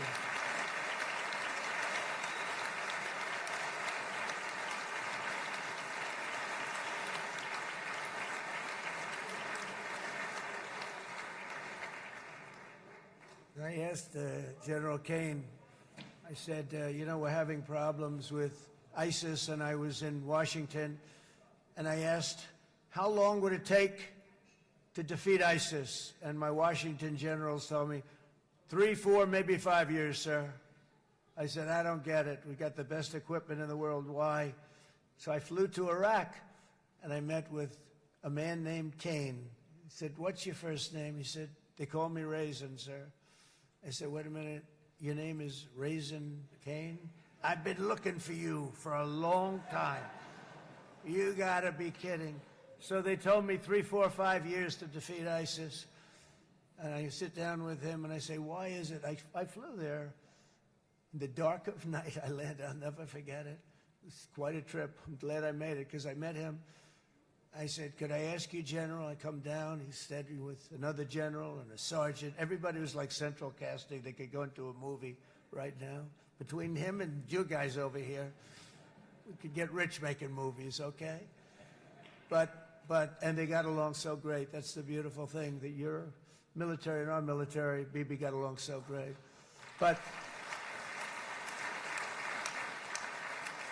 I was told by the television generals in Washington, we have the best equipment in the world. Why is it taking so long? And they said, 4 years. I said, so let me ask you, Raisin, how long would it take you to defeat ISIS? Sir, we can do it in 3 weeks, but you'll probably have some time left over. I said, you gotta be kidding. What the hell are you talking about? They said 4 years. I said, well, sir, look, it's not my place to say, but you're asking me the question. What you have to do is you hit them from the west, you hit them from the north, you hit them from the south, you hit them above, you hit them below. I said, so why didn't they do it? And he didn't want to speak badly of his superiors, which is hard to believe they were his superiors. Should have been the other way around a long time ago, because he's the one that did Operation Hammer. It was flawless. It was flawless. It was absolutely flawless. And I said, so you really think you can do it in 4 weeks? Yes, sir, 100%. You have to do it differently than they were doing it. They were using one base and it was hundreds of miles away. And he says, we have all these portable bases all over the Middle East. And they didn't want to use them because they didn't want to offend the country where the portable, they wouldn't have even known what the hell the planes were going up, right?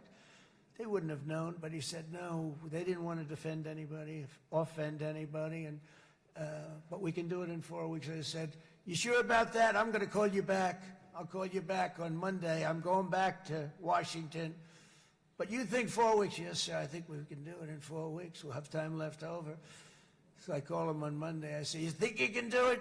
4 weeks. I said, go ahead and do it. He did it. I'll tell you, he did it in 4 weeks, less than 4 weeks. So, General, stand up, please. Again, this is a real general. This is not a television general. He doesn't want to go on television.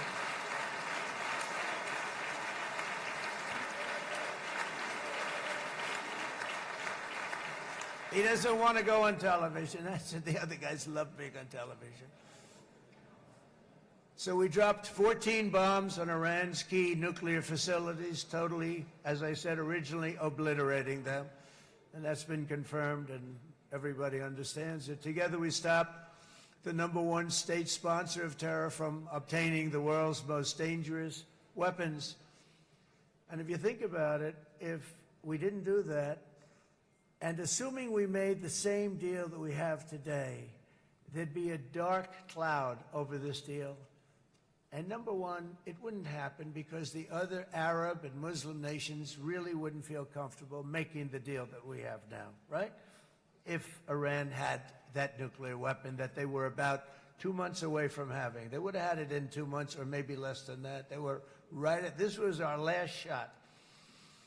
They looked at it for 22 years. This was our last shot. The pilots told me that. They said, 22 years, sir. They looked at it. Our predecessors looked, they studied it. 3 times a year would do drills on that exact attack. And boy, did they get it right. But let's assume they didn't, and let's assume there was large-scale nuclear weapons in the hands of Iran. We couldn't be here today. Even if we signed the deal, which we couldn't do because a lot of people would not want to have anything to do with it, we took a big cloud off of the Middle East and off of Israel.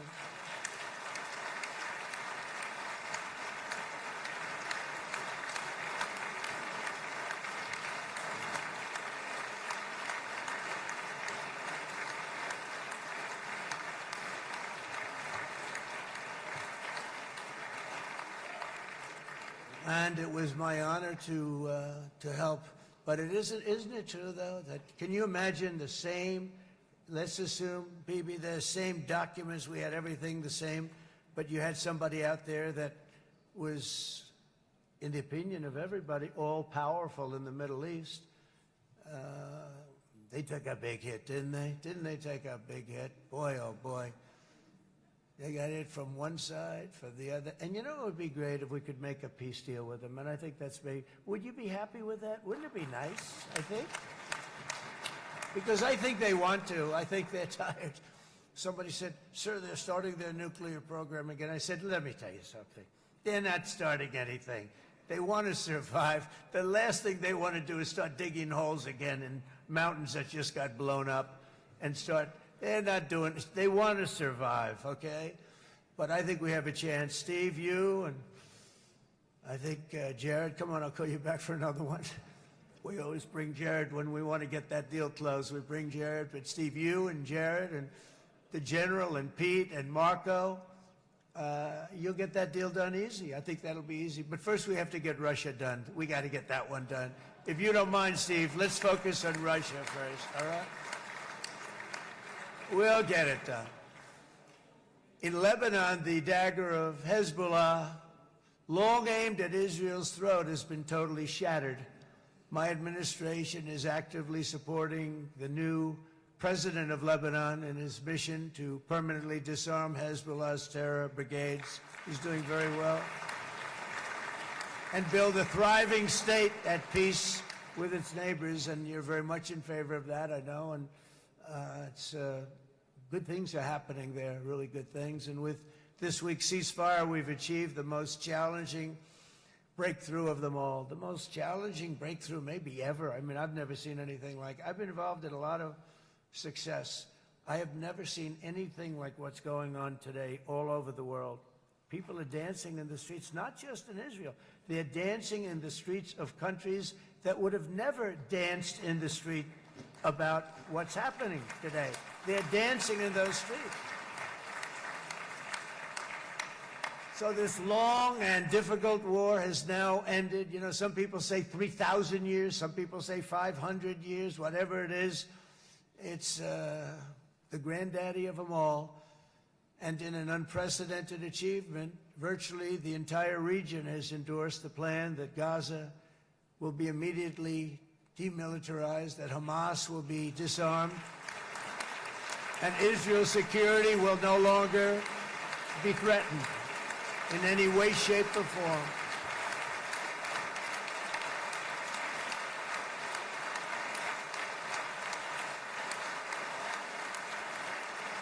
So Israel, with our help, has won all that they can by force of arms. You've won. I mean, you've won.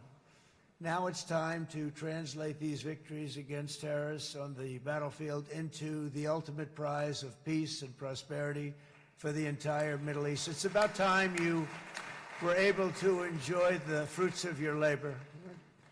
Mr. Opposition Leader. I said he's a very nice opposition leader. I think, no, he's a nice man. Bibi, he's a nice man. Good. He knows what he's doing, right? No, a very nice guy.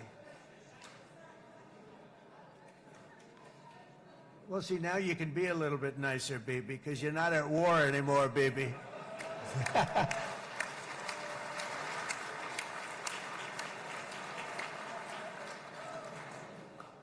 But only by embracing the opportunities of this moment can we achieve our goal of ensuring that the horrors of recent years will never happen again. You don't want to have to go through this again. 8 years ago, I came to this region on a very special first trip abroad as the President of the United States. I came here very early at your request. I addressed the leaders of the Arab and Muslim world gathered in Saudi Arabia and said that it was time to build a future free of the grip of extremism and terror. And interestingly, right now, as soon as I'm finished, I'm quite late. You've kept me quite late between opposition leaders and Bibi's brilliant but very long speech. I thought I was going to run up here, make a speech, and then head to Egypt. It didn't work out, though. And you made a pretty long one, too, sir.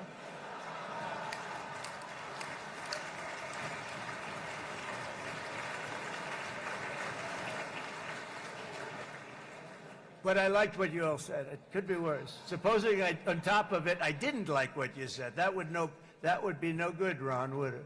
Ron, you did a great job, by the way, Ron.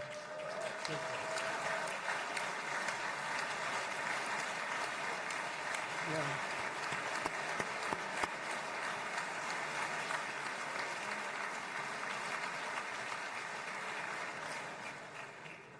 So I'm going to be meeting, actually, in a little while, I'm going to be meeting with the most powerful, the richest nations, really, in the world, although now, with the tariffs, the United States is by far the richest nation in the world, as you probably have been reading.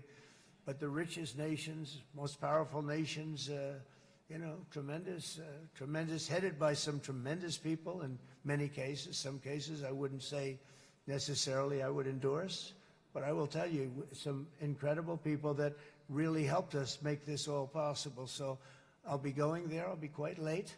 They might not be there by the time I get there, but we're going to give it a shot.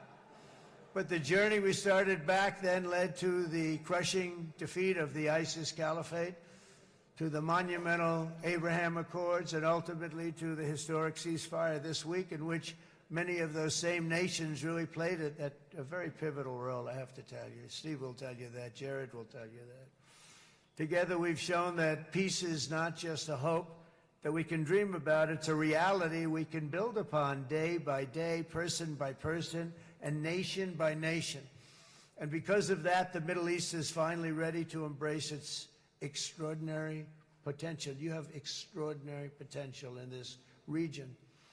It should now be clear to everyone throughout the region that decades of fomenting terrorism and extremism, jihadism and anti-Semitism have not worked. They haven't worked. They've been a disaster. They've just killed. They've killed. They've backfired completely and totally. They've just totally backfired. Everything that you thought, take it worst case, it's turned out to be worse than that. They have not worked. From Gaza to Iran, those bitter hatreds have delivered nothing but misery, suffering, failure, and death. They've served not to weaken Israel, but to annihilate the very forces that did the most to foment this hatred. And it's really, I mean, everybody that's tried it has become irrelevant. Meanwhile, we've seen those nations that set aside their differences, reached across ancient divides, and pursued engagement are now among the most successful in the region. They're getting along with Israel, and they're doing great. And I can tell you the 4 nations that joined the Abraham Accords early on, and you'd all be doing me a favor, and I'm going to be saying this in a little while to some other friends, would love you all to, is this right, Jared? Join up in the Abraham Accords. We have to join up and get together. You can have that whole thing filled out. We had a very weak administration, worst president in the history of our country by far. And Barack Obama was not far behind, by the way.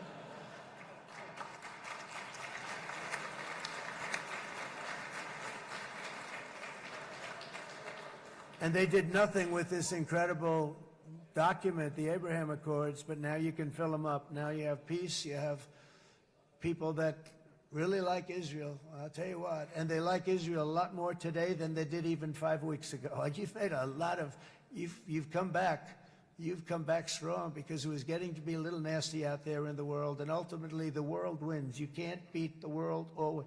I would say to Bibi, it's now time, and he understood it better than anybody, because ultimately, you know, the world's a very big place. And I've said a lot. I said, this piece of land is very small. It's unbelievable what you've done with that tiny, you look at a map even of just, not the world, the Middle East, and you have this little dot. And think of what you've done. It's incredible. It's incredible.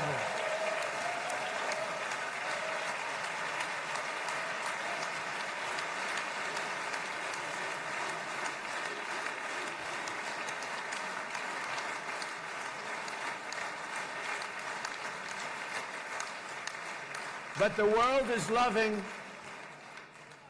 is loving Israel again. And I said to Bibi, you know, the world is big and it's strong.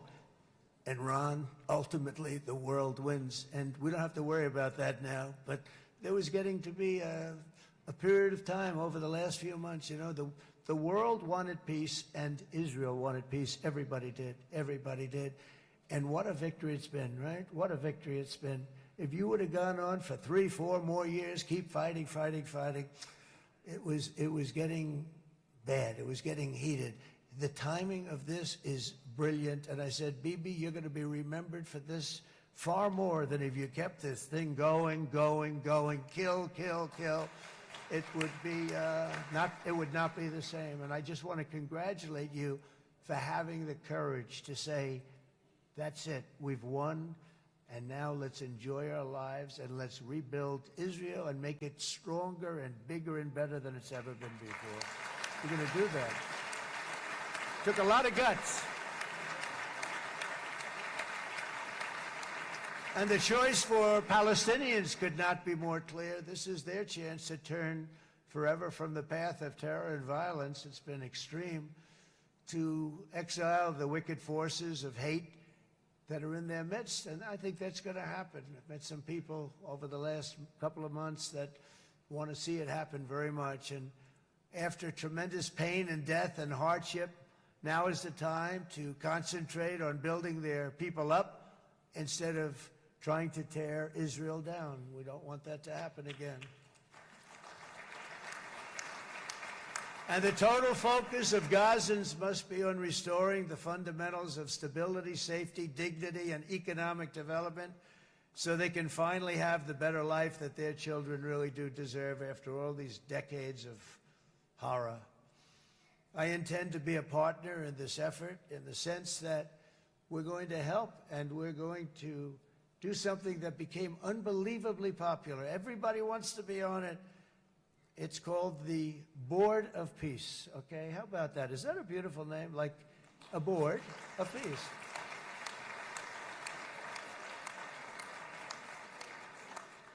The only bad thing from my standpoint, every single nation involved has asked me to be the chair, and I'll tell you, I'm very busy. I didn't count on that, but you know what? If we do it, we'll do it right, and we have unbelievable power and wealth, because you're going to need wealth. You're going to need wealth to rebuild things, and they have wealth like few people have wealth. I want to thank the Arab and Muslim nations for their commitment that they've made to support a safe rebuilding of Gaza and beyond. I have many Arab countries, very wealthy countries, that came up and said, we'll put up tremendous amounts of money to get rebuild Gaza, and I think that's going to happen. The power, they want dignity, they want to come forward, and they want to say, and I want to say who they are, because what they're doing is going to be, I think, something that you're going to be very impressed with, Bibi, and you need that. You need the kind of economic power that they have, and they want to see it work, and they want to see it be safe, and they want to see it be good for Israel, too. And as much money as it will be, and it's a lot, as you can see, it's a lot. For these countries, it's relatively little relative to their worth. It's really a lot of money like most people could never even conceive, but for these countries, it's not that much, especially because it ensures success and stability in the Middle East, which is what they want to see. So many of them will be with us in Egypt in a little while, I think. I'm not sure. They may be gone. They may have taken their Boeing 747s and left. I said, what kind of a plane do you fly? 747. I said, that's a large plane. No, they may have. Steve, do you think they've left on their their brand new Boeing 747s? Or, I don't know. We're going to find out soon. It's going to be a big story. There'll be 2 people left. And they'll be the 2 poorest ones.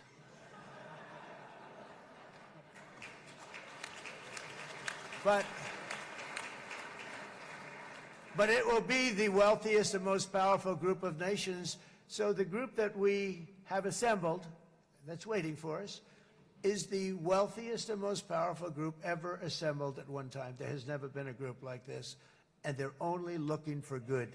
They want good. They're going to do good. And as those commitments are made, I'm going to let the world know who's doing it, because they really deserve to get the credit. And some of them probably won't want the credit, but they deserve it.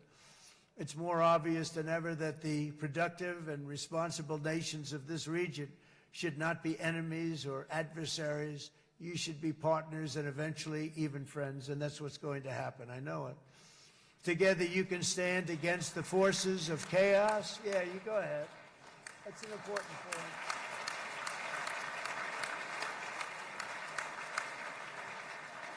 Because you can stand against the forces of chaos that threaten all of your interests, and it's always a big threat, and unleash incredible prosperity and opportunity for all the people of these lands, and that's what's going to happen. You're going to unleash numbers and success, the likes of which Israel has never been able to think of, because you're so firm, and you should be, and you've done the right thing in defending yourself.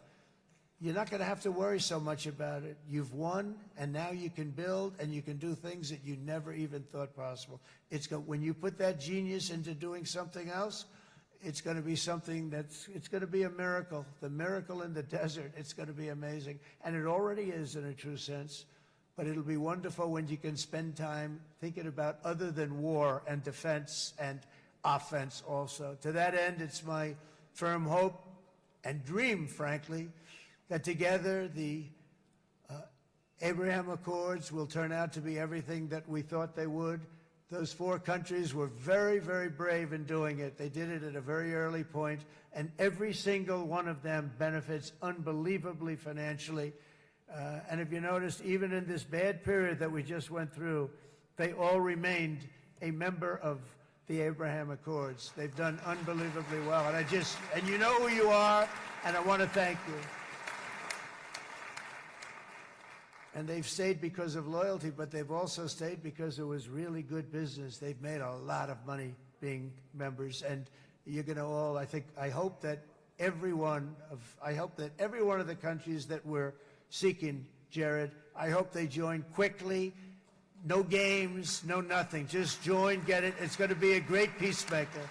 It's really going to bring it together beyond anybody's wildest dream. So instead of building fortresses to keep enemies at bay, the nations of this region should be building infrastructure to weave your commerce closer together, because you've got to compete with the big world out there in commerce now. It's a different kind of competition. Instead of making weapons and missiles, the wealth of this region should flow to schools and medicine, industry, and frankly, the new hot thing, artificial intelligence. It's a lot of intelligence they're going to have to be thrown off to pay back these sums of money that they're doing. But that's really the hot one. And I might say that the United States, a year ago, was a dead country. I say it to people. I heard it first from the King of Saudi Arabia. I then heard it from UAE. I heard it from Qatar. I heard it from many other countries. A year ago, the United States of America was a dead country. Now it's the hottest country anywhere in the world. It is the hottest. There's no question about it.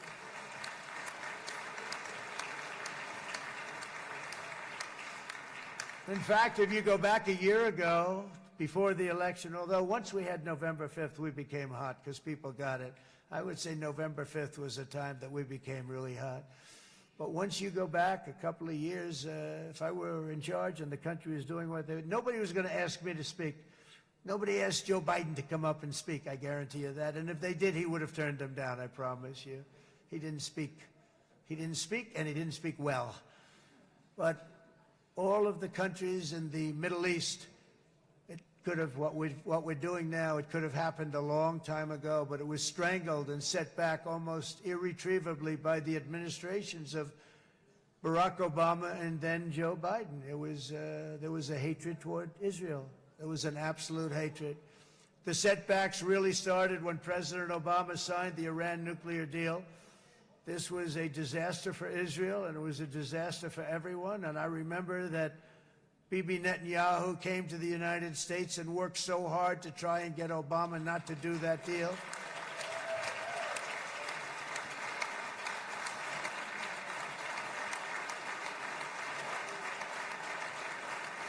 He worked so hard.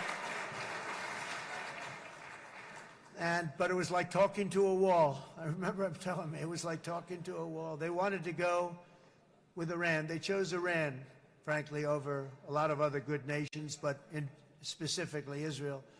And that was the beginning of a very bad period of time. You had Obama go out, and the Iran nuclear deal turned out to be a disaster. And by the way, I terminated the Iran nuclear deal, and I was very proud to do it.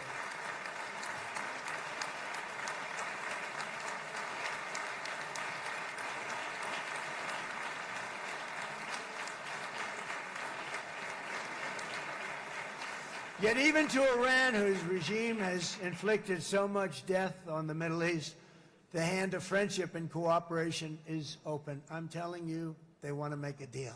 That's all I do in my life. I make deals. I'm good at it. I've always been good at it. And I know when they want. Even if they said, we don't want to make a deal, I can tell you they want to make a deal.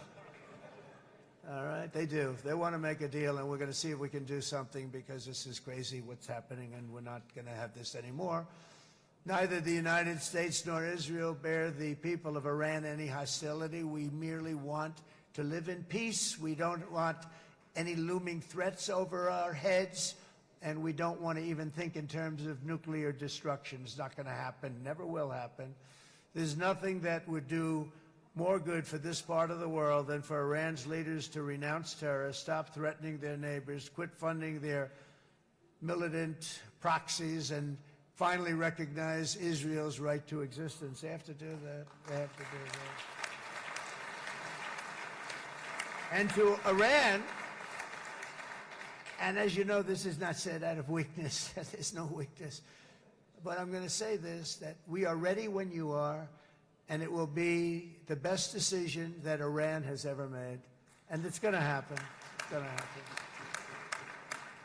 And they're good people. I know a lot of Iranians in the United States. They're good people, smart, hardworking people. They don't want to see what's happened to their country. The story of fierce Israeli resolve and triumph since October 7th should be proof to the entire world that those who seek to destroy this nation are doomed to bitter failure. The state of Israel is strong, and it will live and thrive forever.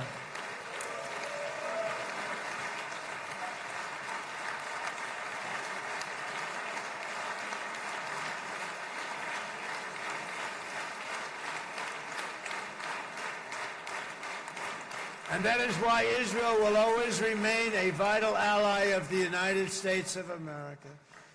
Israelis share our values, field one of the world's most powerful militaries. You really do. You have an amazing, what a job you've done. And have one of the most innovative economies on earth. Those are just a few of the reasons why I'm proud to be the best friend that Israel has ever had. And they all say it in the White House. They all say it. I guess it's true because everybody says it, baby. You said it today. Thank you. But as president, I terminated the disastrous Iran nuclear deal, and ultimately I terminated Iran's nuclear program with things called B-2 bombers. It was swift, and it was accurate, and it was a military beauty. I authorized the spending of billions of dollars, which went to Israel's defense, as you know. And after years of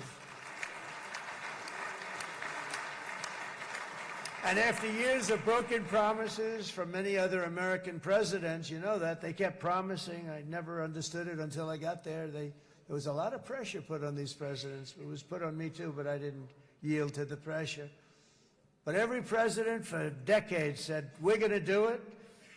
The difference is I kept my promise and officially recognized the capital of Israel and moved the American embassy to Jerusalem.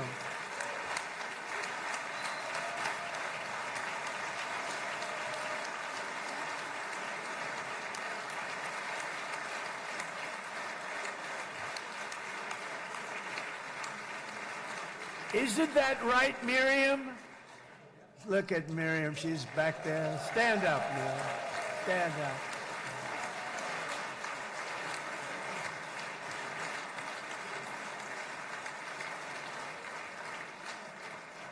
Miriam and Sheldon would come into the office. They'd call me. He'd call me. I think they had more trips to the White House than anybody else I can think of. Look at her sitting there so innocently. She's got $60 billion in the bank. $60 billion. And I think she's saying no more. And she loves Israel, but she loves it, and they would come in, and her husband was a very aggressive man, but I loved him. He was a very aggressive, very supportive of me. And he'd call up, can I come over and see you? I say, Sheldon, I'm the president of the United States. It doesn't work that way. He'd come in. But they were very responsible for so much, including getting me thinking about Golan Heights, which is probably one of the greatest things to ever happen to Israel.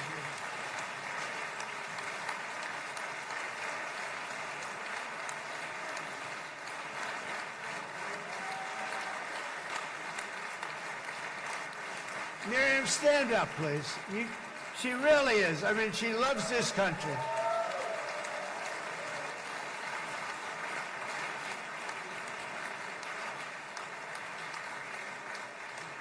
She loves this country. Her and her husband are so incredible. We miss him so dearly. But I actually asked her, I'm going to get her in trouble with this, but I actually asked her once, I said, so Miriam, I know you love Israel. What do you love more, the United States or Israel? She refused to answer. That might mean Israel. I must say. We love you. Thank you, darling, for being here. That's a great honor. Great honor. She's a wonderful woman. She is a great woman. I've always stood for the people of this community, and I always will. I'll always be with you. I'm always going to be with you. I guess maybe something could happen to change my mind. Somebody that's really stupid gets into office and wants to do really bad things, but that's about it. We don't think we're going to have that happen. I hope we're not going to have that happen. And this man is a good man right here. These two men are good men right here.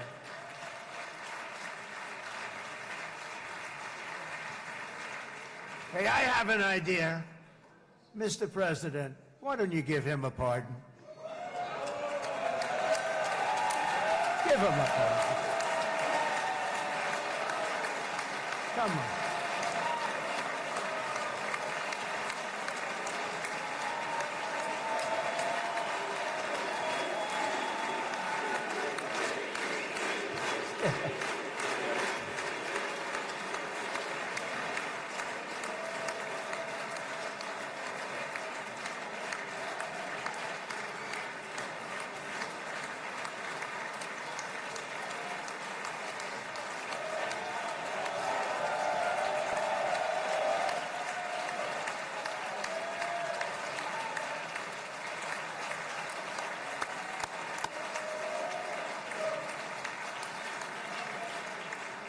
By the way, that was not in the speech, as you probably know.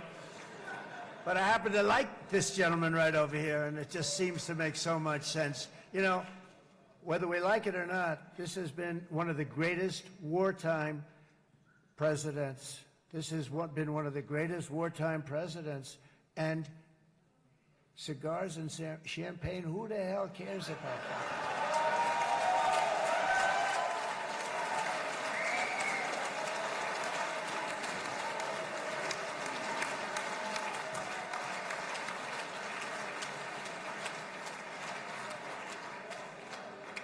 All right, enough controversy for the day, right? Actually, I don't think it's very controversial. So, you know, I mean, I see so popular. You are a very popular man. You know why? Because you know how to win.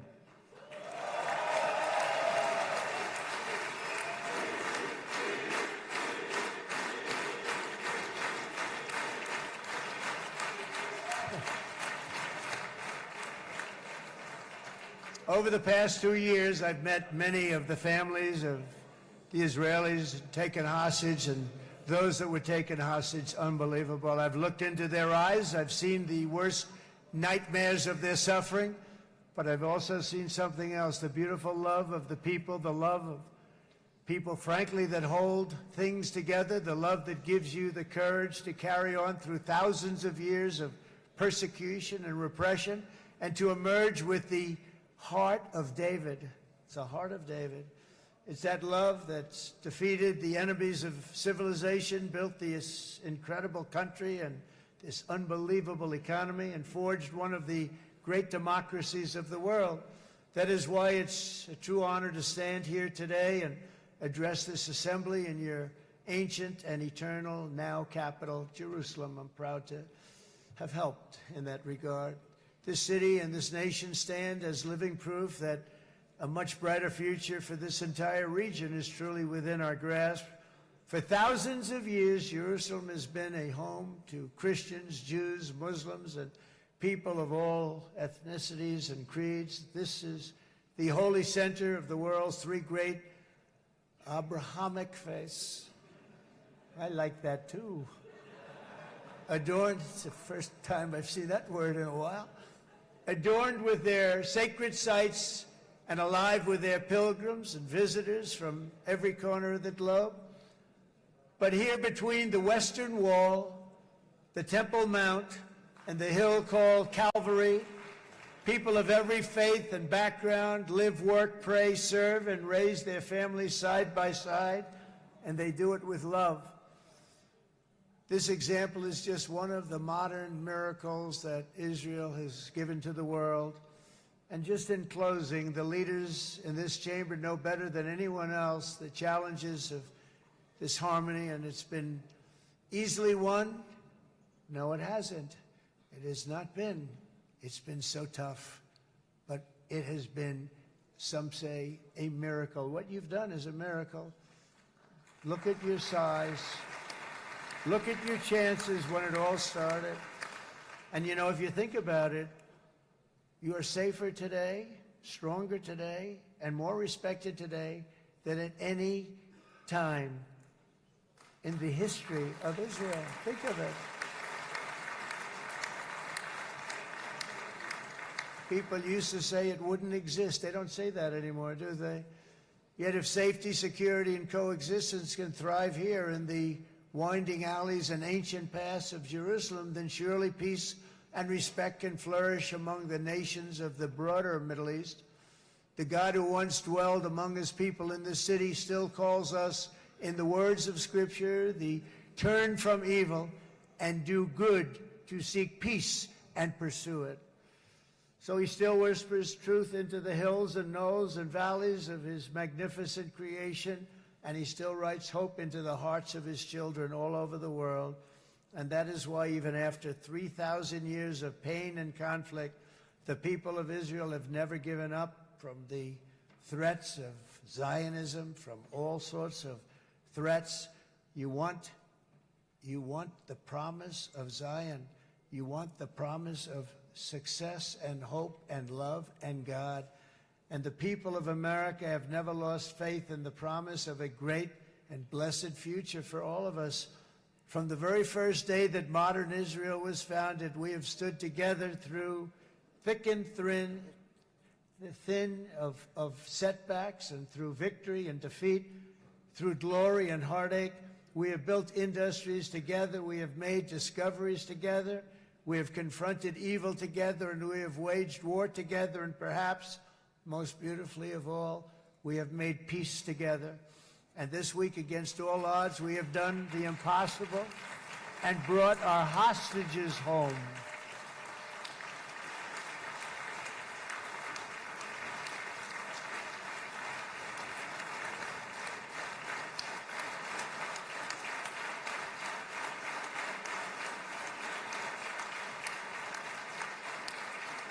So now we're going to forge a future that is worthy of our heritage. We're going to build a legacy that all the people of this region can be proud of.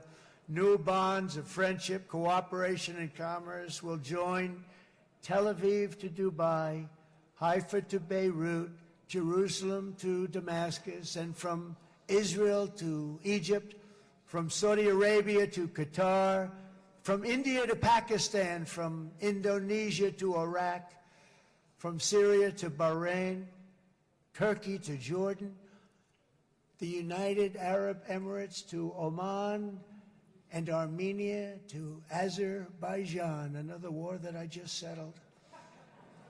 We are going to have hope, harmony, opportunity, and happiness here in the spiritual and geographic center of the entire world. That's what you are. Israel, America, and all of the nations of the Middle East will soon be safer, stronger, greater, and more prosperous than ever before.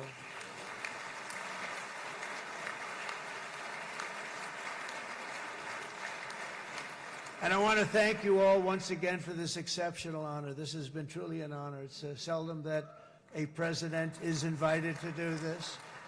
And I love Israel. I'm with you all the way. You will be bigger, better, stronger, and more loving than ever before. Thank you very much. God bless you. God bless the United States of America. And God bless the Middle East. Thank you, everybody. Good luck. Thank you very much. Thank you.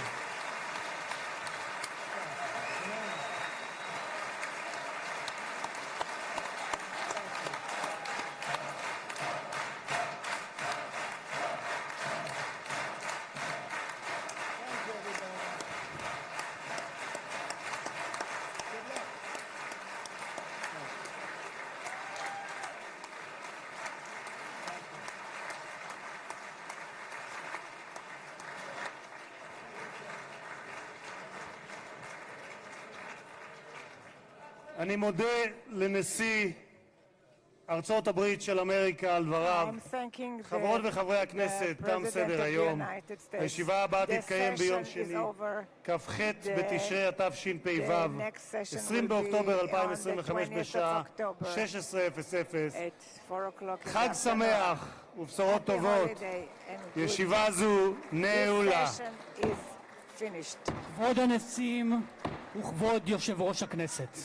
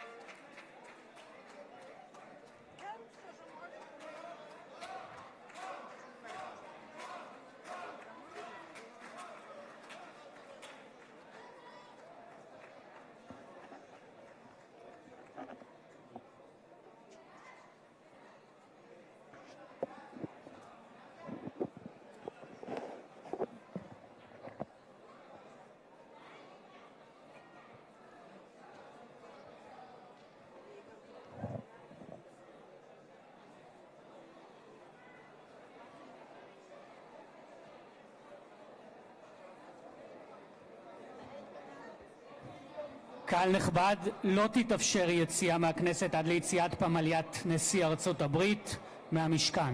תודה.